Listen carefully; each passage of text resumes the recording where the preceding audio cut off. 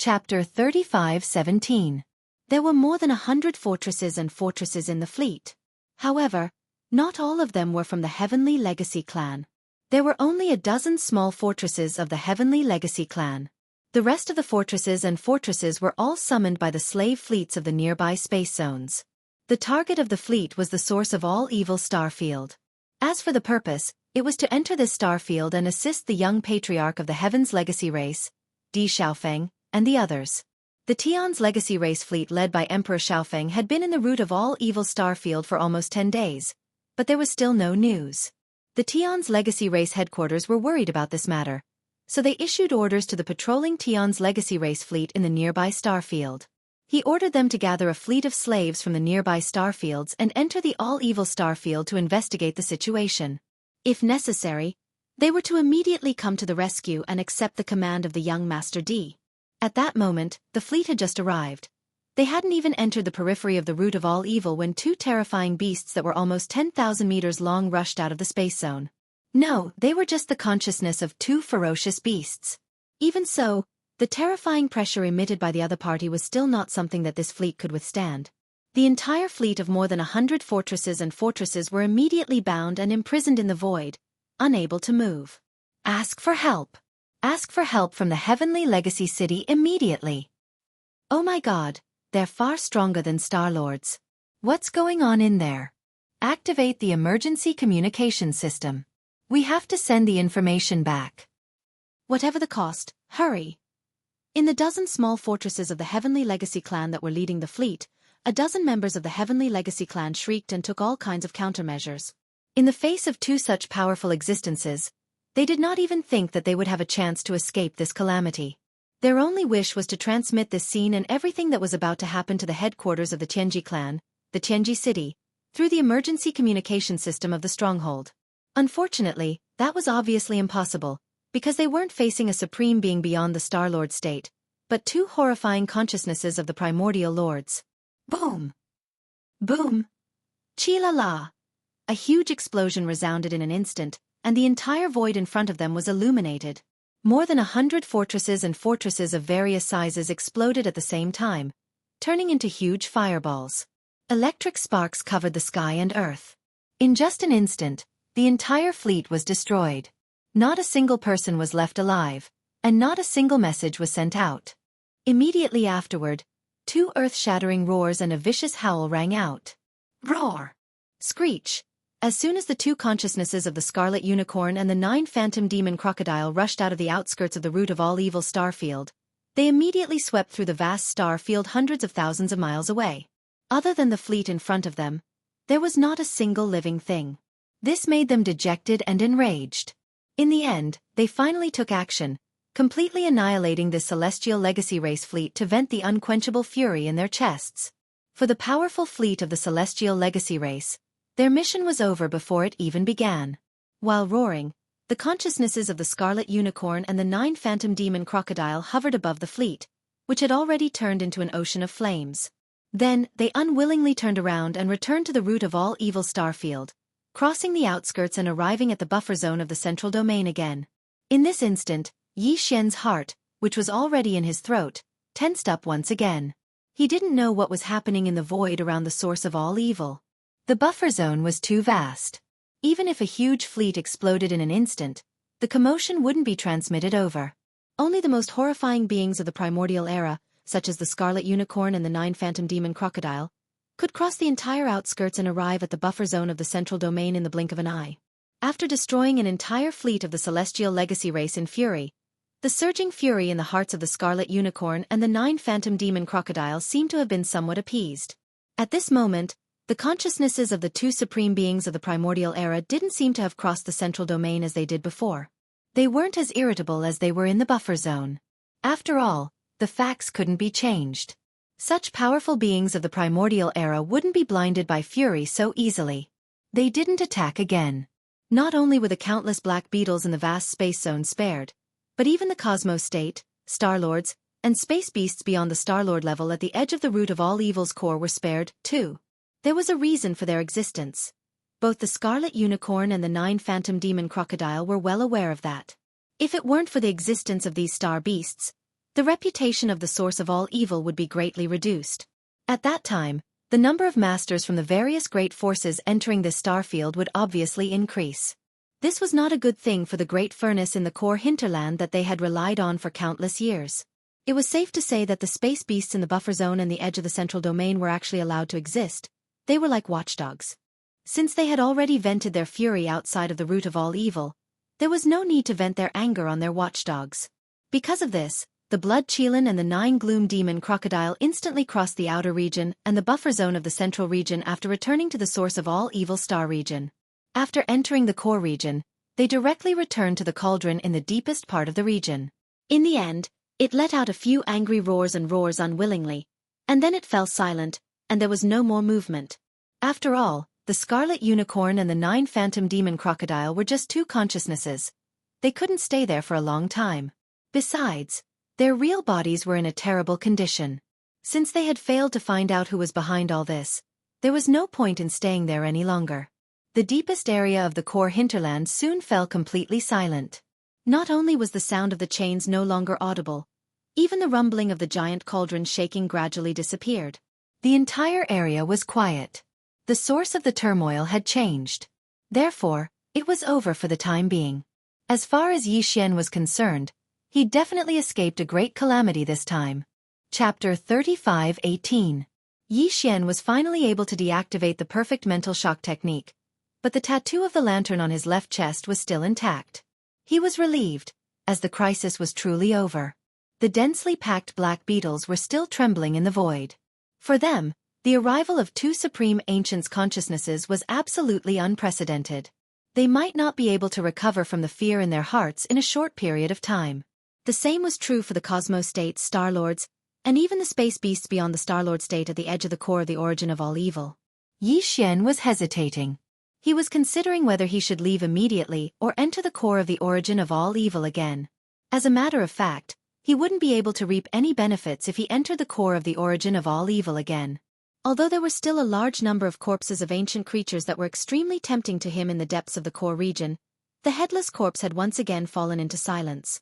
With Yi Xian's cultivation, he couldn't even get close to those corpses. The pressure was too terrifying, and there was a danger of his body splitting apart. Besides, he had already collected some of the remains in the Shennon cauldron. They were all of the best primordial creatures. Of course, that was for all the remains in the void. However, in general, the remains of the primordial creatures in the depths of the core of the source of all evil were already dispensable to the current Yi Xian. There was no need for him to take the risk and mess with this matter. However, there was still a reason why he had to enter the core of the origin of all evil again, which was the core leadership of the Heavenly Legacy clan, including Emperor Xiaofeng. The 5 of them had been captured by the horrifying Black Beetle Queen, and there was no chance for them to escape. Yi Xian had given up on them, because even if there was a chance to escape, Yi Xian wouldn't have been able to do anything. He was completely helpless against a Star Lord. He didn't dare approach it.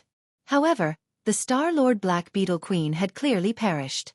Yi Xian hadn't seen it with his own eyes, but he had clearly heard the Black Beetle Queen's furious roar. However, it fell silent after one roar. Then, all the black beetles in the central region's buffer zone started to tremble in fear, and there was even a kind of biological wave with a strong sense of sadness spreading out. It was clearly a sign that the Black Beetle Queen had perished. Since the old monster had taken the lead and been slapped to death, Yi Xian had to enter his lair to take a look.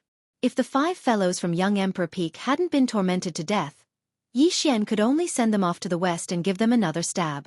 Otherwise, once Emperor Xiaofeng and the others were able to catch their breaths and return the sun, once they left the star region, the source of all evil, it would be truly troublesome for Yi Xian. With that in mind, Yi Xian didn't hesitate any longer. He immediately waved his hand and summoned the mechanical bug that he had stored in his undying world. Yi Xian only realized that Chanas had woken up when he stepped into the mechanical bug's abdomen. However, since Yi Xian had completely sealed the mechanical bug and stored it in his undying world, not only was he unable to leave, but he couldn't even peek at the situation outside. He was extremely anxious. He was like an ant on a pot, pacing around in circles. Ayaya Sha Sha. Lord Sha, you're finally back. What happened before? I couldn't even go out to take a look. I couldn't even see what was going on outside. I thought I was swallowed by the Black Beetle Queen. That scared me to death. Seeing Yi Xian step into the abdomen, Chanasi immediately went up to him. His face was filled with excitement from surviving a calamity. He pulled Yi Xian's arm and said, "Let's go. This place is too evil. We shouldn't have come in." Yi Xian knew that he was referring to the remains of the powerful ancient creatures that he saw in the depths of the core. Just like that, he was shocked to such an extent. If he were to personally witness everything that happened after that, Yi Xian really suspected that this fellow wouldn't be scared to death. However, he had stored the mechanical bug in his body because he didn't want Chanas to know too many secrets. Naturally, he wouldn't tell him everything this time. However, he couldn't hide anything from him, so Yi Xian could only tell him the truth. Something happened just now. The Black Beetle Queen was fighting with some Star-Lord astral beasts. The scene was so terrifying that I had to leave the core area. Hearing this, the expression on Chanasi's face eased up. From Yi Xian's tone, it seemed that he was planning to leave. But who would have thought that the latter's words would take a roundabout turn, and his expression would change drastically in an instant. His heart was in his throat, but now the movement inside has stopped. I guess the battle is over. We can finally go in and see the situation. Finally, Yi Xian revealed what he had been looking forward to for a long time. Desperate, Chana stopped trying to persuade him. He simply sat down with his arms crossed and started drawing circles on the ground. He had already made up his mind. As soon as he left the root of all evil Starfield, he would immediately find an excuse to leave. No matter what, he couldn't stay with this guy anymore. It was too dangerous. He was simply courting death. Yi Xian ignored him. He immediately activated the mechanical bug and crossed the line into the core area of the root of all evil, heading straight for the Black Beetle Queen's nest. The Black Beetle Queen's nest was actually a huge planet with a hollow interior. Of course, this planet had long since died and no longer emitted heat. Occasionally, one could see some planets in the Death Star field, but they were all in the same situation. Their insides were hollowed out, and some powerful space beasts had built their nests. There were not many void rifts around the star nest's location. There were still void cracks in the core area, but they were much fewer than in the periphery. Also, they were all fixed in the void and wouldn't move slowly. At this time, inside the Black Beetle Queen's nest, 5 mechanical bugs were lying in a row on the ground like dead dogs, unable to move at all. The entire nest had only been inhabited by the Queen Black Beetle. Now that it had fallen, other than the 5 mechanical battle insects, there was no other black beetle to be seen. Although the Black Beetle Queen hadn't done much damage to the 5 mech bugs, at most some of their alloy limbs had been deformed. This was because the Black Beetle Queen's strength was too great. When it laid on their bodies, it was as if it was tossing a mountain. Even their alloy limbs couldn't take it and were crushed. It was bent a little. Chapter 35:19. As the mechanical demon bug entered the Black Beetle Queen's star nest, a series of 5 system notifications rang out in Yi Xian's mind. Congratulations, host. Discovered that you can devour intelligent life form. Emperor Xiaofeng. Mechanical life form. Evolution level. Medium. Do you wish to devour it immediately? Congratulations, host. Discovered that you can devour intelligent life form. After experiencing such inhumane torture, these 5 fellows' electronic consciousnesses had actually weakened to such an extent. On the surface, the 5 mechanical battle bugs did not seem to have suffered any damage at all. However, the moment Yi Xian appeared, the system had already determined that their condition was so weak that they could be devoured. Hence, they were devoured. This was naturally a good thing. Yi Xian would not hold back at all. He immediately leaped forward, and the energy wings on the mechanical demon bug's back flapped. In an instant, all 5 mechanical battle bugs' heads were chopped off and rolled on the ground. It could not be helped. Their bodies were too big, and Yi Xian could not devour them whole. He could only chop off their heads and then devour the rest of the mechanical demon bug's head. This was because after the Tianji race activated their mechanical fusion ability, the main body of their electronic consciousnesses was within the mechanical demon bug's head. Seeing this scene, Chanas, who was in the mechanical demon bug's abdomen, fell to the ground again. It was as if he had lost his soul. He muttered to himself, and his face was pale with fright. This time, he had really poked the heavens. Sir Shah clearly did not even want to let go of the young patriarch of the Tianji race. Now, he had completely boarded the pirate ship. Once something happened, even if Sir Shah did not survive, he would not end up well either. At this thought, Chanas shook his head and laughed bitterly. He had completely given up. Yi Xian did not care about all this. He directly restored the mechanical battlebug size to 50,000 meters in diameter inside the Black Beetle Queen's star nest. Then, he swallowed all 5 heads in one gulp. After a round of refinement, the familiar system notification rang out in his mind again. This time, it was still 5 consecutive notifications. Ding! Congratulations! Host.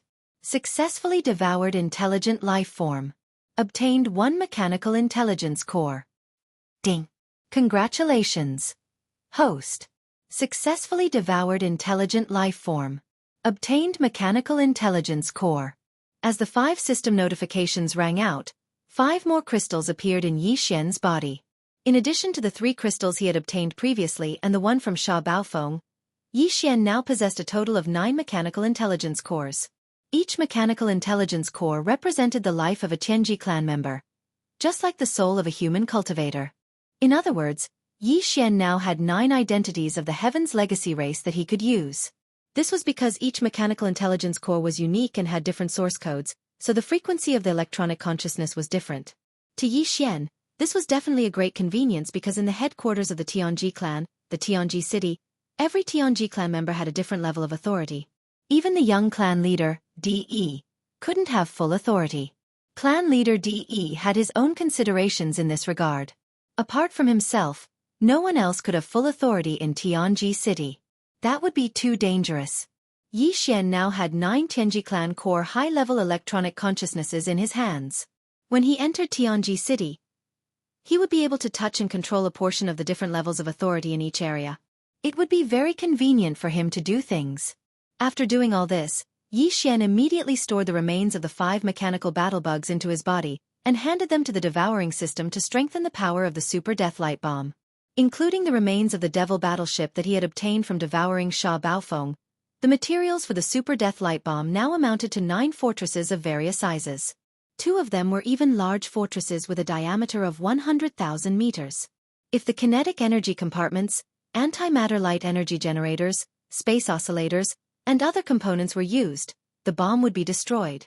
Yi Xian didn't even dare to imagine how terrifying the power of the Super Death Light Bomb would be when all the components and equipment were put together. After doing all this, Yi Xian immediately left the Black Beetle Queen's star nest. The mechanical battlebug appeared at the edge of the root of all evil's core hinterland and then entered the central region's buffer zone. After completing the system title exploration mission this time, Yi Xian's system title had jumped to Interstellar Raider. He now had the ability to imprint the coordinates of 2 different locations in the universe at the same time. In the first universe, Yi Xian had already imprinted the coordinates of the Demonkin star field's black hole. He decided to imprint the coordinates of the second location in the root of all evil's star field. This was because not only was this place very close to the Tianji clan's headquarters, Tianji City, it was only a few days' journey away. Furthermore, there was the existence of the heaven-defying refining system like the Great Furnace. Yi Xian was still thinking about coming here every other year to collect the fruits of the Great Furnace. However, it wasn't wise to leave the coordinates of this location in the core hinterland. If he jumped here, it was very likely that his aura would be locked onto by some powerful existence.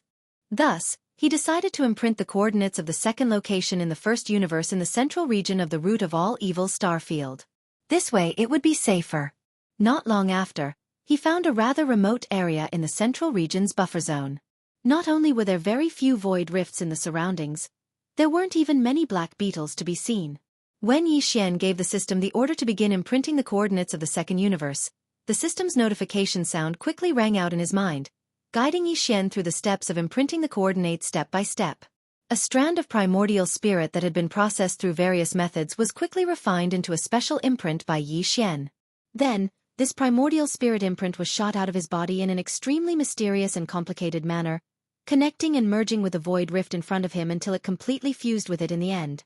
Although this was the 4th time, Yi Xian still couldn't get used to the pain of forcibly separating a tiny strand of his own primordial spirit.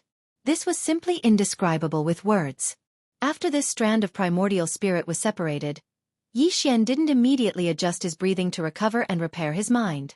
Instead, he forcefully endured the various discomforts of his injured primordial spirit and forced himself to focus. Again and again, He used different and complicated methods to continuously condense this strand of primordial spirit. This process took the time of a meal. In the end, Yi Xian paid close attention to the entire process, from connecting the void to matching the primordial spirit imprint and finally fusing it perfectly.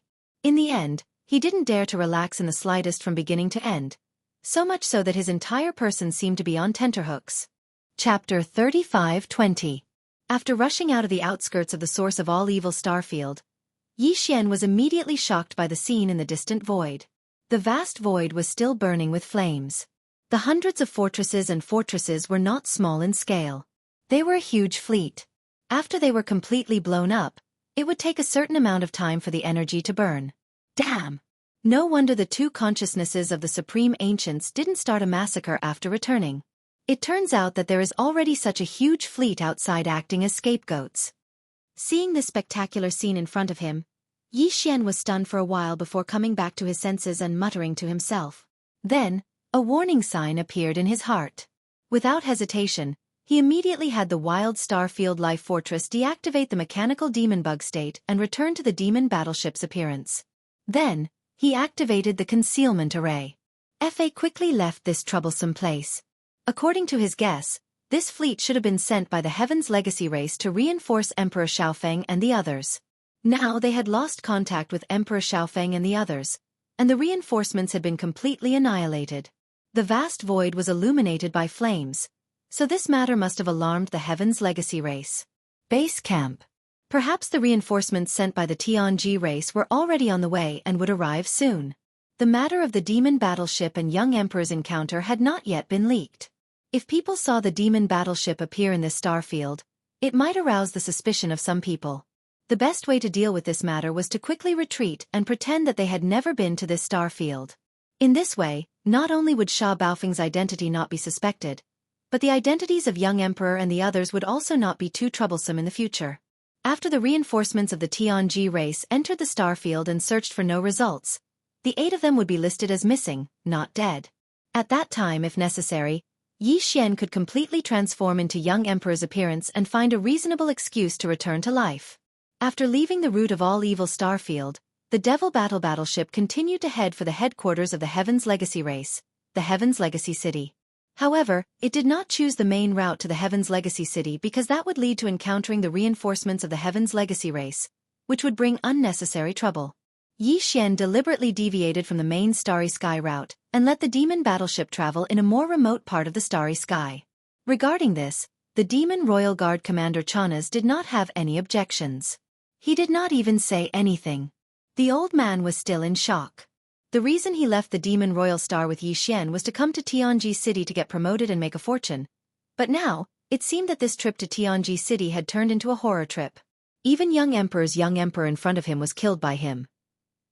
In short, no matter what Lord Sha did now, he could only follow. The two were already grasshoppers on the same rope. Chanas had a sullen feeling of being lured into a den of thieves for no reason, but there was nothing he could do. One day later, the demon battleship stopped in a remote part of the Starry Sky. There were only 5 days' journey ahead from the Tianji race's base camp. Yi Xian did not plan to continue forward, because he needed to at least digest the harvest this time. This digestion was not referring to the shocking harvest he obtained from the great furnace in the core hinterland of the Tianji race, but the mechanical intelligence cores of young emperor and the other 8 core members of the Tianji race. The dark furnace lotion, all evil origin liquid, the 9-colored meat paste, and the remains of the 12 powerful ancient creatures were all resources that could be used in the future. Their levels were too high, so they could only be used at critical moments, such as when breaking through realms and tearing apart some shackles of the human body. They could only be used to heal the body's hidden ailments and injuries. However, the mechanical intelligence cores of the 8 core members of the Tianji race had to be digested as soon as possible, because the Tianji race's headquarters was right in front of them. These 8 mechanical intelligence cores contained the memories of the 8 core members of the Tianji race, as well as their understanding of the mechanical fusion ability. For Yi Xian, these were the things that he needed the most and were the most important at the moment. He chose an inconspicuous and barren planet in this remote starfield, and then had the demon battleship shrink in size and enter a huge fissure on the planet's surface. After taking a detour for a while, he hid in the depths of the earth. Chanas did not ask much about Yi Xian's strange actions. He was now completely disheartened. In any case, following this madman, he could encounter all kinds of strange things, so he would just muddle along. If there was a chance, he would clean himself up and leave him far away, never to return. If he provoked. The most important part of the 8 mechanical intelligence cores was the electronic consciousness of young Emperor and the other 8 core members of the Tianji race. This part took up 2/3 of the crystal intelligence cores, and the other 1/3 was the electronic life memories of the 8 people. To put it bluntly, it was actually data and pieces of information, which could be said to be extremely long and complicated. What Yi Xian had to do now was to memorize all the data and information in these 8 mechanical intelligence cores, carefully browsing and even sorting them out. This would be useful for him when he entered the Tianji race's base camp, Tianji City. There would be great benefits for him. As the saying goes, know yourself and know your enemy, and you will not be defeated in 100 battles. After all, these were all the life memories of the 8 life consciousnesses, and the amount of data and information was completely unimaginable. Fortunately, Yi Xian had the help of the devouring system, which helped him sort out the data and then browse through them one by one. As a result, in a short period of time, Yi Xian had already gone through all of the data in his memory and engraved it in his heart. Moreover, all of this was stored in a separate database of data that the devouring system had separated out. If there was a case where he forgot something, or if there was a particular matter that needed to be carefully investigated, Yi Xian could at any time search through this database of data and information. Apart from these life memories, what Yi Xian gained the most was the understanding of the various mechanical abilities of the Tianji race contained in these 8 mechanical intelligence cores. Basically, they were all electronic abilities, and Yi Xian studied them one by one. Then, he focused on young Emperor and the other 7's understanding of the Tianji race's ultimate secret technique, which was the fusion ability of machines. The Starfield Life Fortress was truly formidable. As the only life fortress in the world, its abilities in many aspects even surpassed that of the Heaven's Legacy race. Otherwise, when young Master Linghu had brought the Starfield Life Fortress into the world, he wouldn't have been so shocked by the various large factions. He had the Yuan in his hands. Chapter 35-21. The reason why Yi Xian was studying Emperor Xiaofeng and the rest of the Tianji clan's upper echelons was because he wanted to see what kind of creativity they had when it came to this ability. This would serve as a reference for S.W. Wild Star Fortress. The so-called inspiration was actually creative thinking and inspiration. Everyone was different. Yi Xian was now able to study the inspiration of the 8 Tianji clan's upper echelons. This was a rare opportunity. The Tianji clan was different from any other life form. They didn't have flesh, soul, or soul. They didn't even have spiritual energy. All they had was a strand of electronic consciousness. They couldn't even be considered a life form born from heaven and earth. They could only be born from intelligent robots. Once they gained self-awareness, they could be considered to have awakened and become members of the Tianji clan. As for intelligent robots, they weren't born naturally. They were created by themselves. Therefore, the Tianji clan couldn't be considered a life form of this world. It was also because of this that they could cultivate and absorb energy from the planet's core. They could also use various methods to strengthen their electronic consciousness. In addition, they could also use all kinds of rare minerals, heavenly materials, earthly treasures, and other precious metals to build a body for themselves. Moreover, in the process of becoming stronger step by step, they would constantly, countless times, carry out new changes to this body. However, all of this could not change the most fundamental fact, and that was their foundation. The most fundamental source of their existence was ultimately just a stream of electronic data. Therefore, no matter how powerful the Tianji clan was, they could only rely on modern technology to manifest their strength. Or they could create a body for themselves. No matter how human-like this body was, it could only be a robot body that was infinitely close to a body of flesh and blood. Or it could be a battleship, a fortress, or something like that. In short, if they were only left with a string of data that represented their existence, then they would not be able to survive unless they were stored in an intelligent computer system. And wasn't the so-called intelligent computer system a kind of technological device? At the end of the day, this race was really pitiful. Their existence, without technological equipment, would become a joke. At the same time, the power they could use and control also required technological devices. Unlike human cultivators, they were unable to absorb the spirit chi of heaven and earth to cultivate their cultivation techniques or temper their bodies to walk the path of body refinement. They weren't like other races in the universe who had so-called bloodlines and could obtain inheritances, secret arts, abilities, and power from their bloodlines. They couldn't even compare to the superbrain, which was a species between life and non-life. The Tianji clan had too many weaknesses.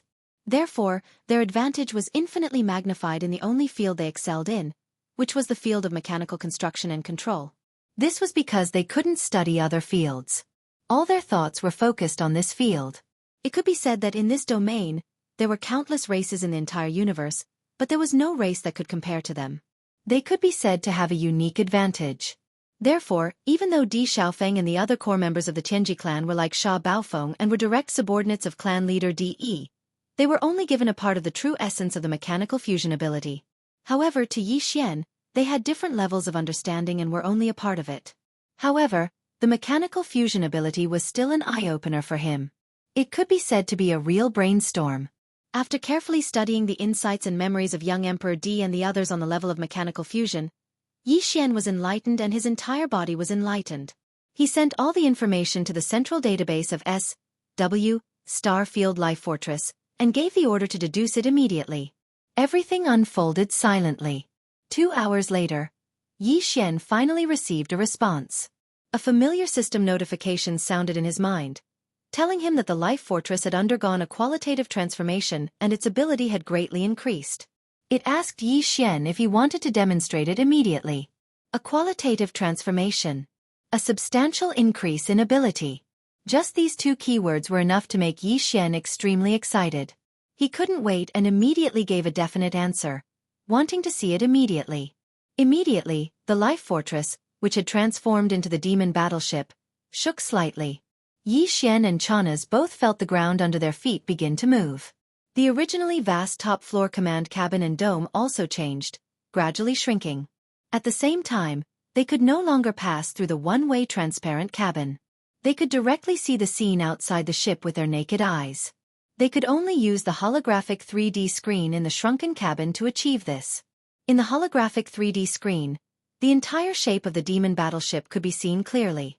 Then the transformation began. Rumble! Ka-cha-cha! A faint roar, accompanied by the continuous grinding sound of machinery, sounded at the same time. The demon battleship first transformed into the appearance of a mechanical demon bug, and then it transformed into the different forms of mechanical battle insects created by the fusion of Sha Baofeng, Emperor Xiaofeng, and the other Tianji clansmen. In the end, it even combined the appearance of these 10 different battle insects and demon bugs, taking advantage of their advantages and transforming them into an extremely strange insect-like mechanical monster. All of this was within Yi Xian's expectations, including the giant skull that looked like a claw of the netherworld. Yi Xian had come into contact with all of this before, or the Life Fortress had transformed before. But this time, the Life Fortress's transformation speed was much, much faster. This was clearly due to Emperor Xiaofeng and the others' comprehension of mechanical fusion. But this was not the end. The so-called qualitative transformation clearly did not just mean that the Life Fortress's transformation speed had increased. Then, the style of the Life Fortress suddenly changed. The grinding sounds of machinery suddenly rang out, and the Life Fortress's external form suddenly turned into a 9-hell demon crocodile, then a blood unicorn, a void tortoise, a golden divine dragon, and even a desolate ancient yaksha with a pair of giant wings on its back. In short, the Devouring Systems database recorded this. Chapter 35-22. Looking at the holographic 3D screen in front of them, Yi Xian and Chanas were both dumbfounded. Their mouths were wide open, and their faces were filled with astonishment. This was truly a stroke of genius. They had never thought that a small fortress could have so many transformations. Apart from the mechanical battle bug, it could also transform into the golden divine dragon, desolate ancient yaksha, and other forms. It was practically every life form they had ever seen or heard of. It had demonstrated all the transformations of life forms just now. In the end, it had directly transformed into an alloy battle god that was more than 50,000 meters tall, holding a giant shield and a spear that was more than 100,000 meters long in its hands. This completely subverted the Tianji race's mechanical fusion ability. There was nothing impossible, only unexpected. It was no wonder that the devouring system in Yi Xian's body had evaluated it as a life form that had undergone a qualitative transformation. Wasn't this a qualitative transformation? The significance of this transformation was tantamount to opening a door that had never existed before for the Life Fortress. It broadened the scope of its existence. It was no longer just a battleship. It could even be a battle beast, or a giant humanoid mecha. For example, right now, Yi Xian and Chana's were in the inner space of the alloy battle god's chest. All of the alloy battle god's movements were under Yi Xian's control. In a sense, wasn't it like Yi Xian wearing a giant humanoid mecha and charging onto the battlefield to fight? Was that so? In the vast universe there was no such thing as a life form. Every life form had its own reason for existence, and also had its own strengths. For example, the Zerg race in the universe. Their powerful vitality and terrifying jumping ability when they exploded were their unique advantages. As for other species, the reason why they were in their current form and not other forms was also for their own reasons. Existence was reason. That was what it meant. In different environments and situations, you might need to strengthen differently. Yi Xian, on the other hand, had a life stronghold that could change its shape at will. When he needed it, he could do whatever he wanted. It was perfect to the extreme. However, compared to other life forms, such as the Zergs, Yi Xian was more inclined toward the final form of the alloy battle god that the life fortress had transformed into. He immediately ordered the life fortress to maintain its current form and not continue transforming. This was because Yi Xian wanted to properly study the alloy battle god's form. He was even vaguely looking forward to the moment when he could transform the life fortress into this form and control it to charge onto the battlefield to fight the enemy. This was just a random thought. At this moment, Yi Xian would never have imagined that this wish of his would actually come true. Of Ye's order. And under Yi of the Life Fortress. Yi Xian excitedly began to study all of the alloy battle god's combat techniques, as well as the various abilities represented by its internal structure. The alloy battle god's body was over 50,000 meters long. This was the current limit. If they wanted to make the alloy battle god even larger, they would need the micromolecules of the Zerg that made up the life fortress to multiply again. Of course, 50,000 meters was the upper limit. As for the decrease, it reached 500 meters, which was a bit smaller than the mechanical devil bug from before. This was also because the life fortress had just reached its lower limit after digesting the insights of young Emperor and the other Tianji race higher-ups regarding the fusion of machines. Similarly, if it transformed into the mechanical devil bug form, it could also reach 500 meters. This was completely different from the previous limit of 1,000 meters. If young Emperor was still here and saw this scene, who knew how shocked he would be? Although 500 meters was the lower limit of the body size, as a human, it was really too shocking. Think about it.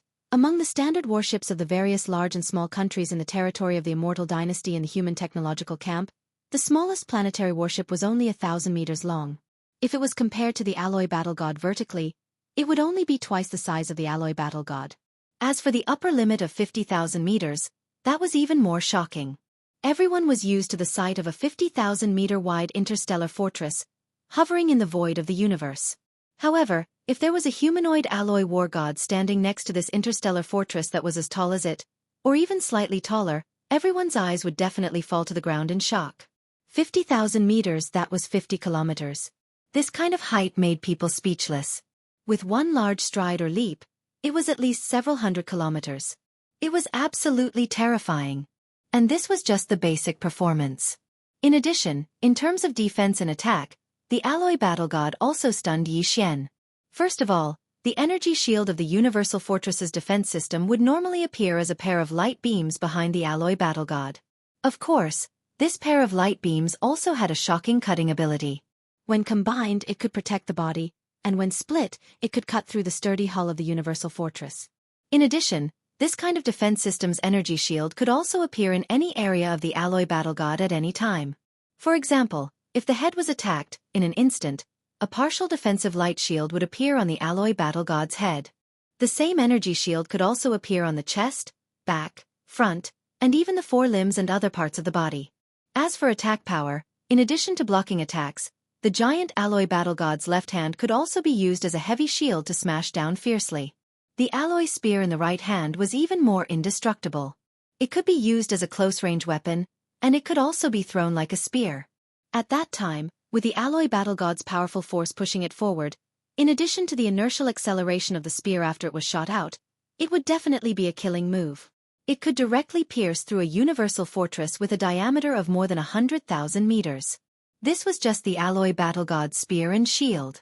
In fact, if Yi Xian needed it, The alloy battle god's shield and spear could even be in the form of energy, such as antimatter light energy. This form of the battle god's shield could cancel out all attacks. The penetration and lethality of this form of the battle god's spear increased exponentially. It could be called a killing machine. In addition, the alloy battle god's knees and elbows also had sharp attack structures. At the same time, it could also activate the ship's cannons and fire antimatter energy death ray cannons. Including the shoulders and the back, everything was fine. Chapter 35-23. After understanding everything about the alloy war god, Yi Xian was even more satisfied. He could not put it down and immediately grinned. Even the two-handed shield and spear have two forms? The super alloy form and the antimatter light energy form. There's no need to try the former. Use the super alloy form in a regular battle. This can also confuse the enemy. The second antimatter light energy form is a trump card. At the critical moment, the form of the spear and shield can suddenly change. It will definitely have a miraculous effect. I just don't know how strong the penetration of the antimatter light energy form of the battle spear is. At this point, Yi Xian licked his lips, and an eager expression appeared on his face. He turned his head and looked at a huge abandoned planet in the distant void. Then, before Chanas could recover, Yi Xian had already issued an order to the alloy war god. The next moment, the alloy war god's right hand suddenly shook, and the thick spear that was more than 100,000 meters long quickly shrank and disappeared in the blink of an eye. In its place was a battle spear of the same length but completely black. This battle spear was not a physical object, but a condensation of antimatter light energy. It could not be touched at all. Otherwise, anything that touched it would be destroyed. The reason why the alloy war god could hold it unscathed was that its palm and other parts were originally the energy vent of the antimatter light energy generator. It was made of a special material. Rumble! Whoosh! With a deafening roar, the alloy war god abruptly came to a halt, and its figure instantly shot up hundreds of kilometers into space. At the same time, it raised its right hand, gripping the antimatter energy spear, and threw it with all its might without hesitation. At this moment, the void was torn apart, and there was an ear-piercing sound. A black light pierced through the sky, and in the blink of an eye, it had already reached the huge abandoned planet in the distant void. With a roar and explosion, it pierced through without any suspense and finally disappeared into the void of the universe at the end of the line of sight. In space, gurgle gurgle. It was just a throw of the spear, but a hole with a diameter of 100 meters appeared in the center of the huge abandoned planet. Looking from this side of the void, one could see the void on the other side of the planet. This scene was too shocking. Chanasi was stunned. His mouth was wide open, but he didn't say anything. His throat kept moving as he swallowed his saliva. Even though Yi Xian had already guessed that this might be the outcome, seeing it with his own eyes gave him a different feeling. He was equally shocked. Heavens, Sha Sha! Lord Sha, how did you do it? Was this really the devil battle horn? My goodness, you almost scared this old man to death. After staring blankly for a long time, Chanas finally came back to his senses. Looking at the huge abandoned star with a hole in it, he stammered, obviously still unable to break free from the great shock in his heart. Such a huge star, even if it's 100,000 meters in diameter, it's still not that big of a star. Even the battleship's death ray cannon from the empty fortress would definitely not be able to pierce a hole in it. This is simply illogical. Yi Xian patted Chanas on the shoulder with a sympathetic look. Don't worry, you'll get used to it slowly. The reason why he brought Chanas out of the Demon Emperor planet was partly because he didn't want to leave this hidden danger there. Secondly, he also considered that after entering the Tianji city, he might need help in some aspects, so he brought one with him just in case. It was indeed hard on this old man along the way. However, this place was only a 5-day interstellar voyage away from the Tianji city. Once they reached the Tianji city, regardless of whether he was of use to Yi Xian, he wouldn't bring him with him when he left. To him, this should be considered a release. As for whether there would be a situation where the matter would be exposed after they left, and whether Chanas would be implicated if it really happened, this was not a problem that Yi Xian had to consider. Immediately, Yi Xian issued another order to Life Fortress to deactivate the alloy war god form and return to the demon battle cruiser form.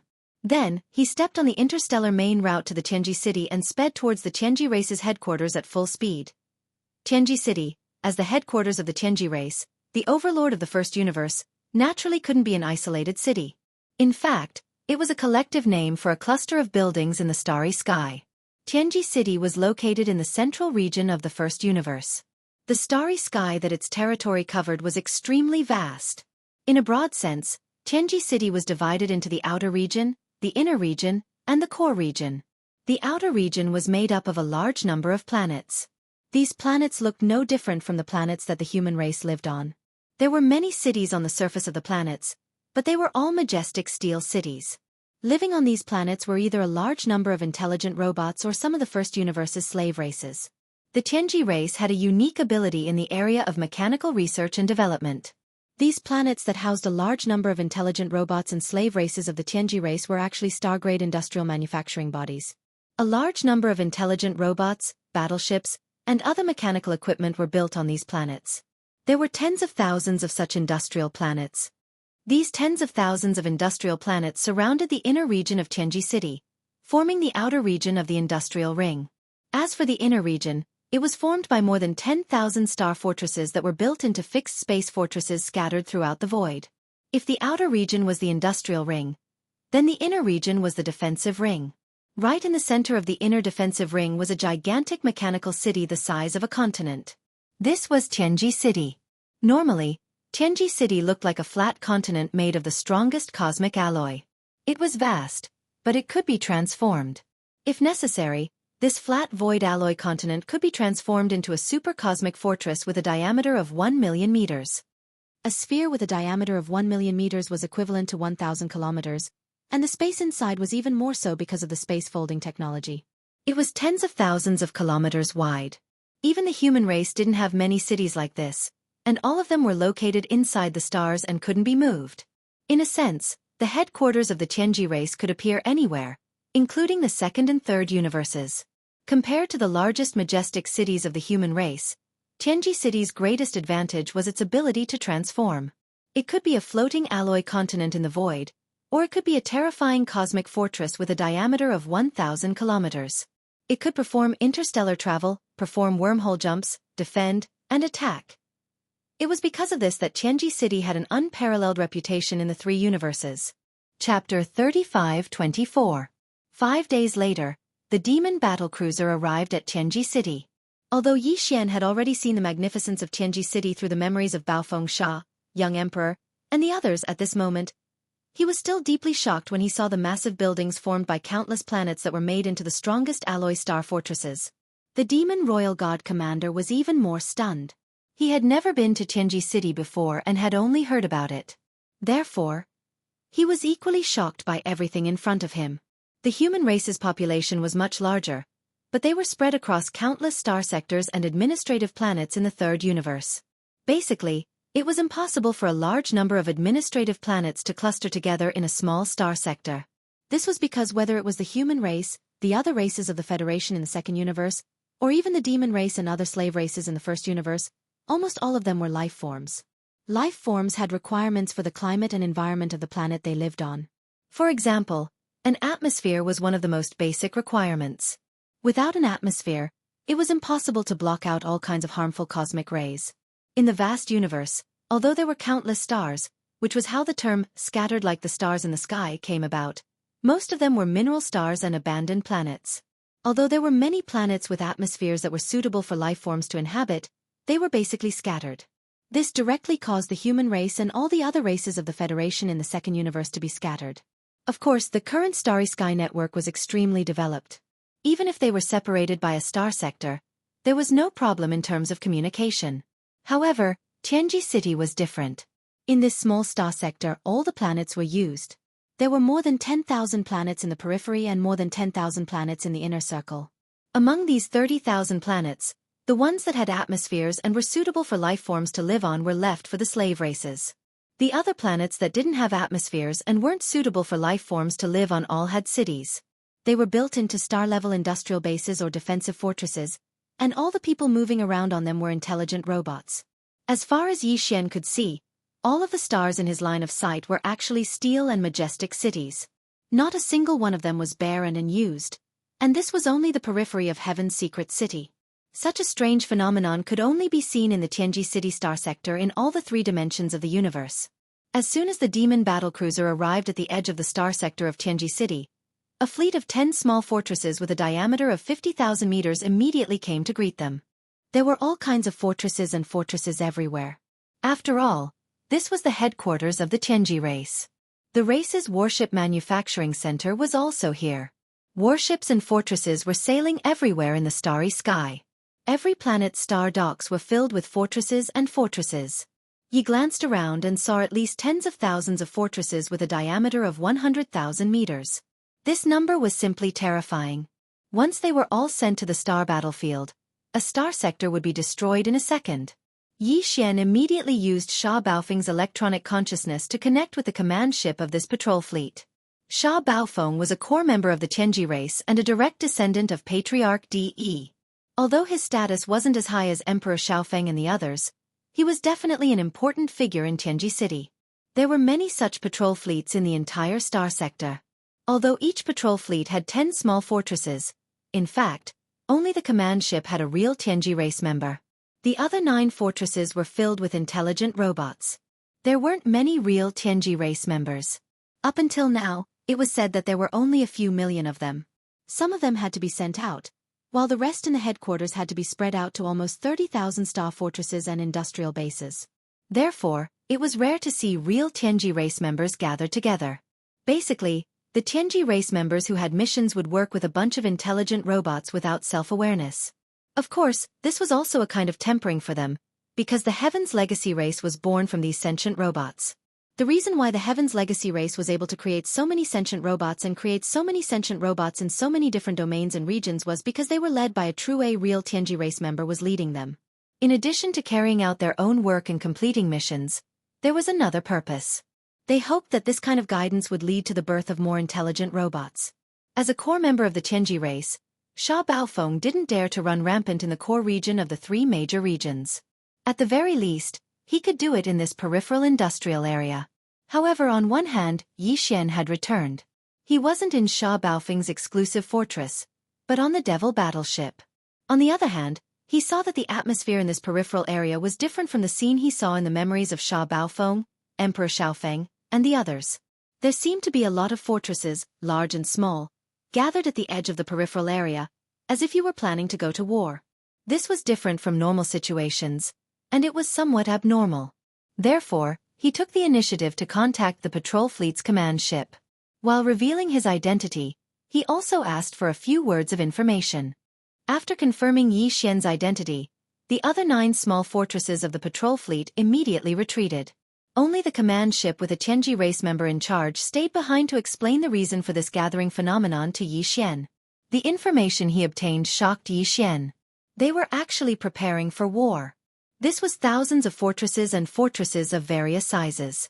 As for the 3,000-meter-long stellar-level battleships, there was a black mass of at least hundreds of thousands of them parked in the void further away. Such a scale of preparation was clearly the rhythm of a plane-level decisive battle. Yi Xian had never seen this before, so he was naturally shocked. He originally thought that the Tianji race was going to war with the human race of the Third Universe, or at least with the entire Wanluo Federation.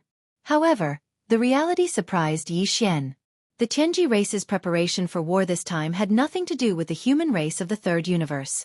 Even the Wanluo Federation didn't participate. It was completely a private action of the races of the Second Universe Federation. That's right, just a few days ago, led by the Blood Wyrm race, the Cyan Rock race, and several other powerful races that ranked in the top 10 of the Federation of the Second Universe, almost half of the races of the Second Universe Federation issued a joint statement at the same time, declaring that they would attack the First Universe at all costs. Chapter 3525. This time, more than half of the Federation races in the Second Universe had publicly declared that they would all participate in the war. Among the top 10 races in the Second Universe Federation, other races such as the Blood Dragon race, the Green Rock race, the Battle Lion race, the Inji race, the Barbarian Bull race, the Golden Eagle race, the Colorful Python race, the Greedy Wolf race, and the Tree Spirit race had all declared their stance.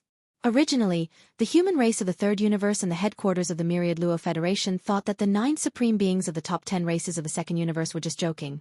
After all, this kind of war announcement was simply unreasonable and too strange. It was more like a prank. But soon, from the vast star field of the Second Universe, News of the various races preparing for war and gathering a large number of fleets at the edge of the wormhole that led to the first universe plane came from the second universe. At this point, the headquarters of the Myriad Luo Federation panicked and realized the seriousness of the situation. This was clearly a sign that the races of the Second Universe Federation had lost control and no longer listened to the Federation's control. The headquarters of the Federation immediately made an official request, requesting the races of the First Universe Federation, especially the 9 leading races of the top 10 races except the Dark Turtle race, to give an explanation for this declaration of war. At the very least, an internal communication was necessary to explain a reason, right? However, in the face of the request from the headquarters of the Federation, the races of the Second Universe Federation were unprecedentedly tough. They directly declared that this was a large-scale war between the First and Second Universes and had nothing to do with the Myriad Luo Federation or the humans of the Third Universe. They hoped that they would not participate. Otherwise, it would affect the internal unity of the Federation. At this point, the headquarters of the Myriad Luo Federation and the humans of the Third Universe realized that something big had happened. The races of the Second Universe Federation would definitely not start such a war for no reason. It should be known that for many years, the entire Myriad Luo Federation had only fought to a draw with the overlord of the First Universe, the Tianji race. There were countless battles, big and small, and basically, there were victories and losses on both sides. The entire Myriad Luo Federation included the humans of the Third Universe and the races of the Second Universe. It could be said that the overall combat power of the human race in the Third Universe was slightly stronger than that of all the races in the Second Universe. Now, the various races of the Second Universe were clamoring to face the overlord of the First Universe, the Tianji race, alone. Either they were crazy, or there was some hidden factor that forced them to fight. Because in such a war, the chances of the races of the Second Universe Federation winning was less than 20%. Basically, it would result in a crushing defeat. Obviously, the former possibility was almost non-existent. It could be explained if one race had a brain malfunction, but the entire Second Universe Federation had a brain malfunction. That was definitely not scientific. In other words, the truth was already very clear. The various races of the Second Universe Federation had their own reasons and difficulties. But as for what their reasons and difficulties were, no one in the outside world knew except for themselves. After confirming that the various races of the Federation of the Second Universe were not joking, the headquarters of the Myriad Luo Federation and the 2 camps of the human clan sent out a large number of scouts to the Second Universe and the First Universe. It was to find out the reason why the various races of the Second Universe Federation were determined to fight to the death. On the other hand, it was to prepare for a rainy day. In the First Universe, it was to spy on the Tianji race's reaction to this unexpected event and their various countermeasures. In any case, the various races of the Second Universe were part of the Myriad Luo Federation. Their combat power was equivalent to 40% of the total combat power of the entire Myriad Luo Federation. If the various races of the Second Universe Federation suffered a crushing defeat in this battle and suffered too great a loss, the strength of the entire Myriad Luo Federation would be greatly damaged. For the Federation and the 2 camps of the human clan in the Third Universe, this was not a good thing. It could even be a disaster. This was because the overlord of the First Universe, the Tianji race, had been waiting for this opportunity to separate the various races of the Second Universe Federation from the human clan and defeat them one by one. This time, the various races of the Second Universe Federation were clearly offering up the opportunity that they had been dreaming of. How could the Tianji race not grasp this opportunity? There was no doubt that as long as the various races of the Second Universe Federation were defeated, the Tianji race would definitely go all out and target the 2 camps of the human clan in the Third Universe. In this way, the entire Myriad Luo Federation would be completely annihilated because of this battle. In the end, it was not impossible for the Tianji race to dominate the 3 universes. This matter was too important. Therefore, even if the Myriad Luo Federation was extremely dissatisfied, even if the 2 camps of the human clan were furious, they felt as if they were being shamelessly dragged into this mess by the various races of the Second Universe Federation. But for the sake of the overall situation, the human clan in the Third Universe was forced to helplessly prepare for war. After all, they were allies on the same front. The human clan and the headquarters of the Federation could not just watch as the various races of the Second Universe Federation were annihilated by the Tianji race. When it came to the critical moment that would decide the overall situation of the war, the armies of the 2 camps of the human clan would definitely enter the battlefield through the wormhole and helplessly participate in this war. They could only hope to maintain the balance of strength between the enemy and themselves. It could be said that the 3 universes had become hostile because of the sudden brainwashing of the various races of the Second Universe. An all-out war between the three universes had never been so close before. This was because both the various races of the Second Universe Federation and the two camps of the human clan in the Third Universe had already started. They had begun to gather their forces near the wormhole of the universe. The overlord of the First Universe, the Tianji race, was the same. During the few days that Yi Xian was rushing to Tianji City, all the races of the Federation in the First Universe, including the Demon Clan, had received the Tianji race's Level 1 battle preparation order. Countless slave races were preparing for war with all their might. However, for Yi Xian, although this was not good news, it was not enough to make him burn with anxiety. After all, once this kind of planar universe war broke out, it would take hundreds or thousands of years. It was not something that could end in a day or two. Even the scales of the war, which camp would eventually tilt towards, could not be seen in a short period of time. If it was a full-scale war, it would take at least 100 years before there would be a sign of it. It could be said that it was really too early to be anxious about this. However, in fact, when Yi Xian learned of this news, he was indeed anxious at the first moment. The reason was very simple.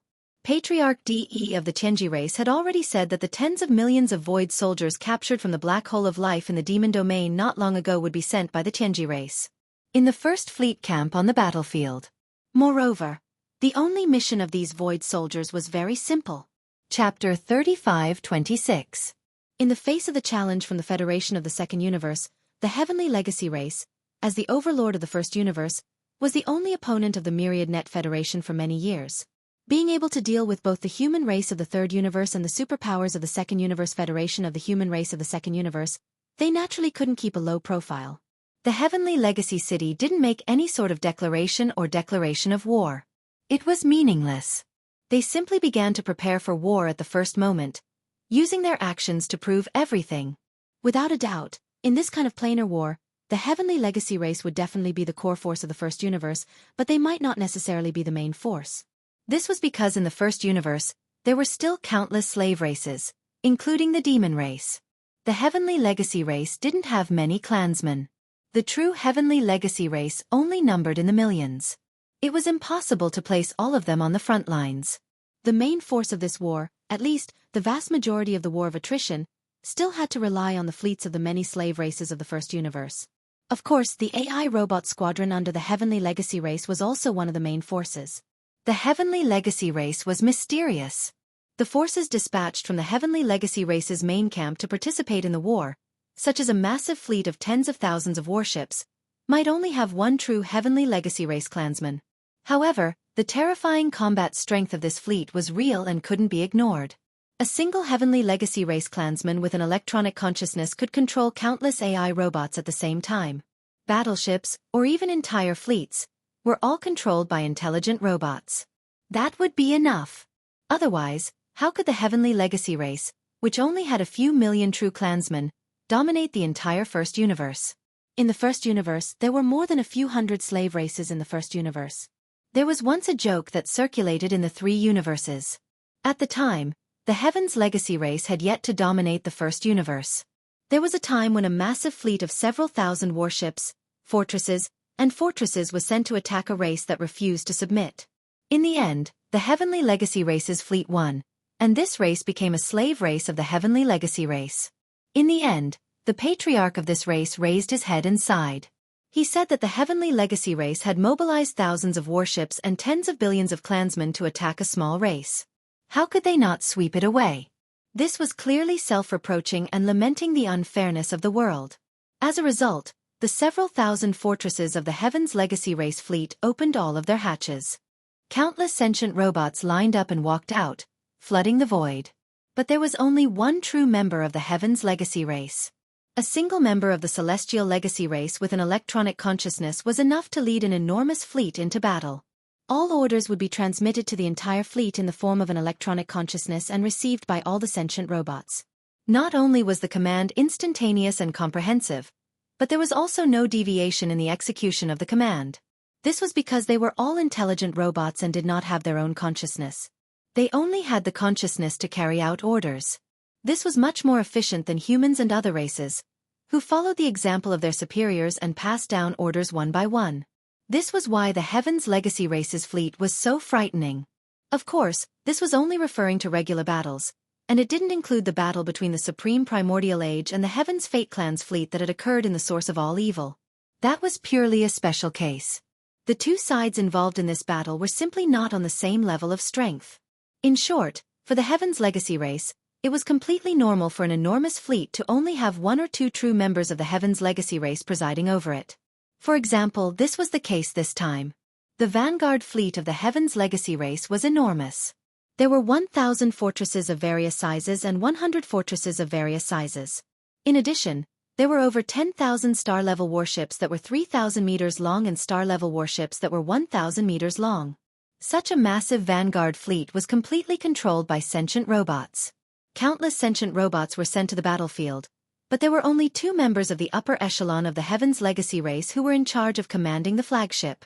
These two positions were enthusiastically contested by the upper echelons of the Heaven's Legacy race. In their view, this was an excellent opportunity to perform a great service. Just that the various races of the Federation of the Second Universe had sent a fleet over, and they had even taken the initiative to invade. The battlefield was in the First Universe their own territory. They were afraid. Also this time, the vanguard fleet was carrying the tens of millions of Void soldiers that had been captured not long ago. They would be deployed on the battlefield as cannon fodder to consume the enemy's strength. It was safe to say that the Heaven's Legacy race's fleet would definitely win the battle no matter how one looked at it. The various races of the Federation of the Second Universe were invading. He would be beaten to a pulp. If the young chief, Di Xiaofeng, were there, nobody would have been able to take away the command of the vanguard fleet. The other upper echelons of the Heaven's Legacy race would have been able to compete for the position of deputy commander at best. However, the young chief, Di Xiaofeng, was missing. It was said that a major accident had taken place in the root of all evil. The entire fleet that was sent to reinforce Di Xiaofeng was annihilated. They didn't even have the chance to send out a distress signal. It was definitely because of a great disaster. Otherwise, how could such a thing have happened? There were already rumors in the Heaven's Legacy city, claiming that there was a terrifying being beyond the Star-Lord state in the depths of the root of all evil, and that the young chief, Di Xiaofeng, had already perished and would never return. That was why the upper echelons of the younger generation of the Heaven's Legacy race were all fighting for the position of commander of the vanguard fleet, as if they had been injected with chicken blood. In their eyes, they were no longer fighting for the position of commander of the vanguard fleet. They were fighting for the position of commander of the vanguard fleet in the future. They were fighting for the future of the Heaven's Legacy race. Now that Di Xiaofeng had perished, the clan chief would definitely choose a new person from the younger generation to replace him. If the commander who led the vanguard fleet to the space battlefield performed well, he would undoubtedly have a better chance. Under such circumstances, even the senior members of the Heaven's Legacy race had secretly reached a consensus that they would no longer fight for the position of commander of the vanguard fleet, leaving the opportunity to the younger generation. In the end, due to the fierce competition, everyone wanted to be the first to obtain the position of commander of the vanguard fleet. The Heaven's Legacy race was in turmoil for a while. In order to prevent internal strife, the clan chief, D.E., stated that the position of commander and deputy commander of the vanguard fleet would no longer be decided by the clan. Instead, the younger generation of the clan would be allowed to compete with each other and launch a fair competition. Yi Xian's eyes glittered when he heard the news. Since it was a fair competition, it couldn't be better. Chapter 35-27. Although it was confirmed that the commander of the vanguard fleet would be chosen by the younger generation of the Tianji clan through a fair competition, there was still no conclusion as to how this competition would be held. Clan leader De had yet to make a final decision as to the rules of the competition. However, with the fleet about to depart, the rules of the competition would be announced very soon. If it was not today, it would be tomorrow. Yi Xian was already determined to win. He sneered to himself and did not ask any more questions. He immediately steered the demon battleship toward the core area of Tianji City. Along the way, they passed through the outer industrial zone and the inner defensive circle. Along the way, every star that Yi Xian saw in this vast star domain was forged into a majestic alloy city. There was almost no rocky land on the surface of the star. It was all cold alloy, as if the entire body of the star was made of metal. It was as if it was made of alloy. It was shocking. Soon, a continent appeared in front of them. A continent in the starry sky. In the boundless starry sky of the universe, the three known universes were already vast and boundless. In these three universes, there weren't only stars in the universe. In some peculiar universes, There were indeed strange continents.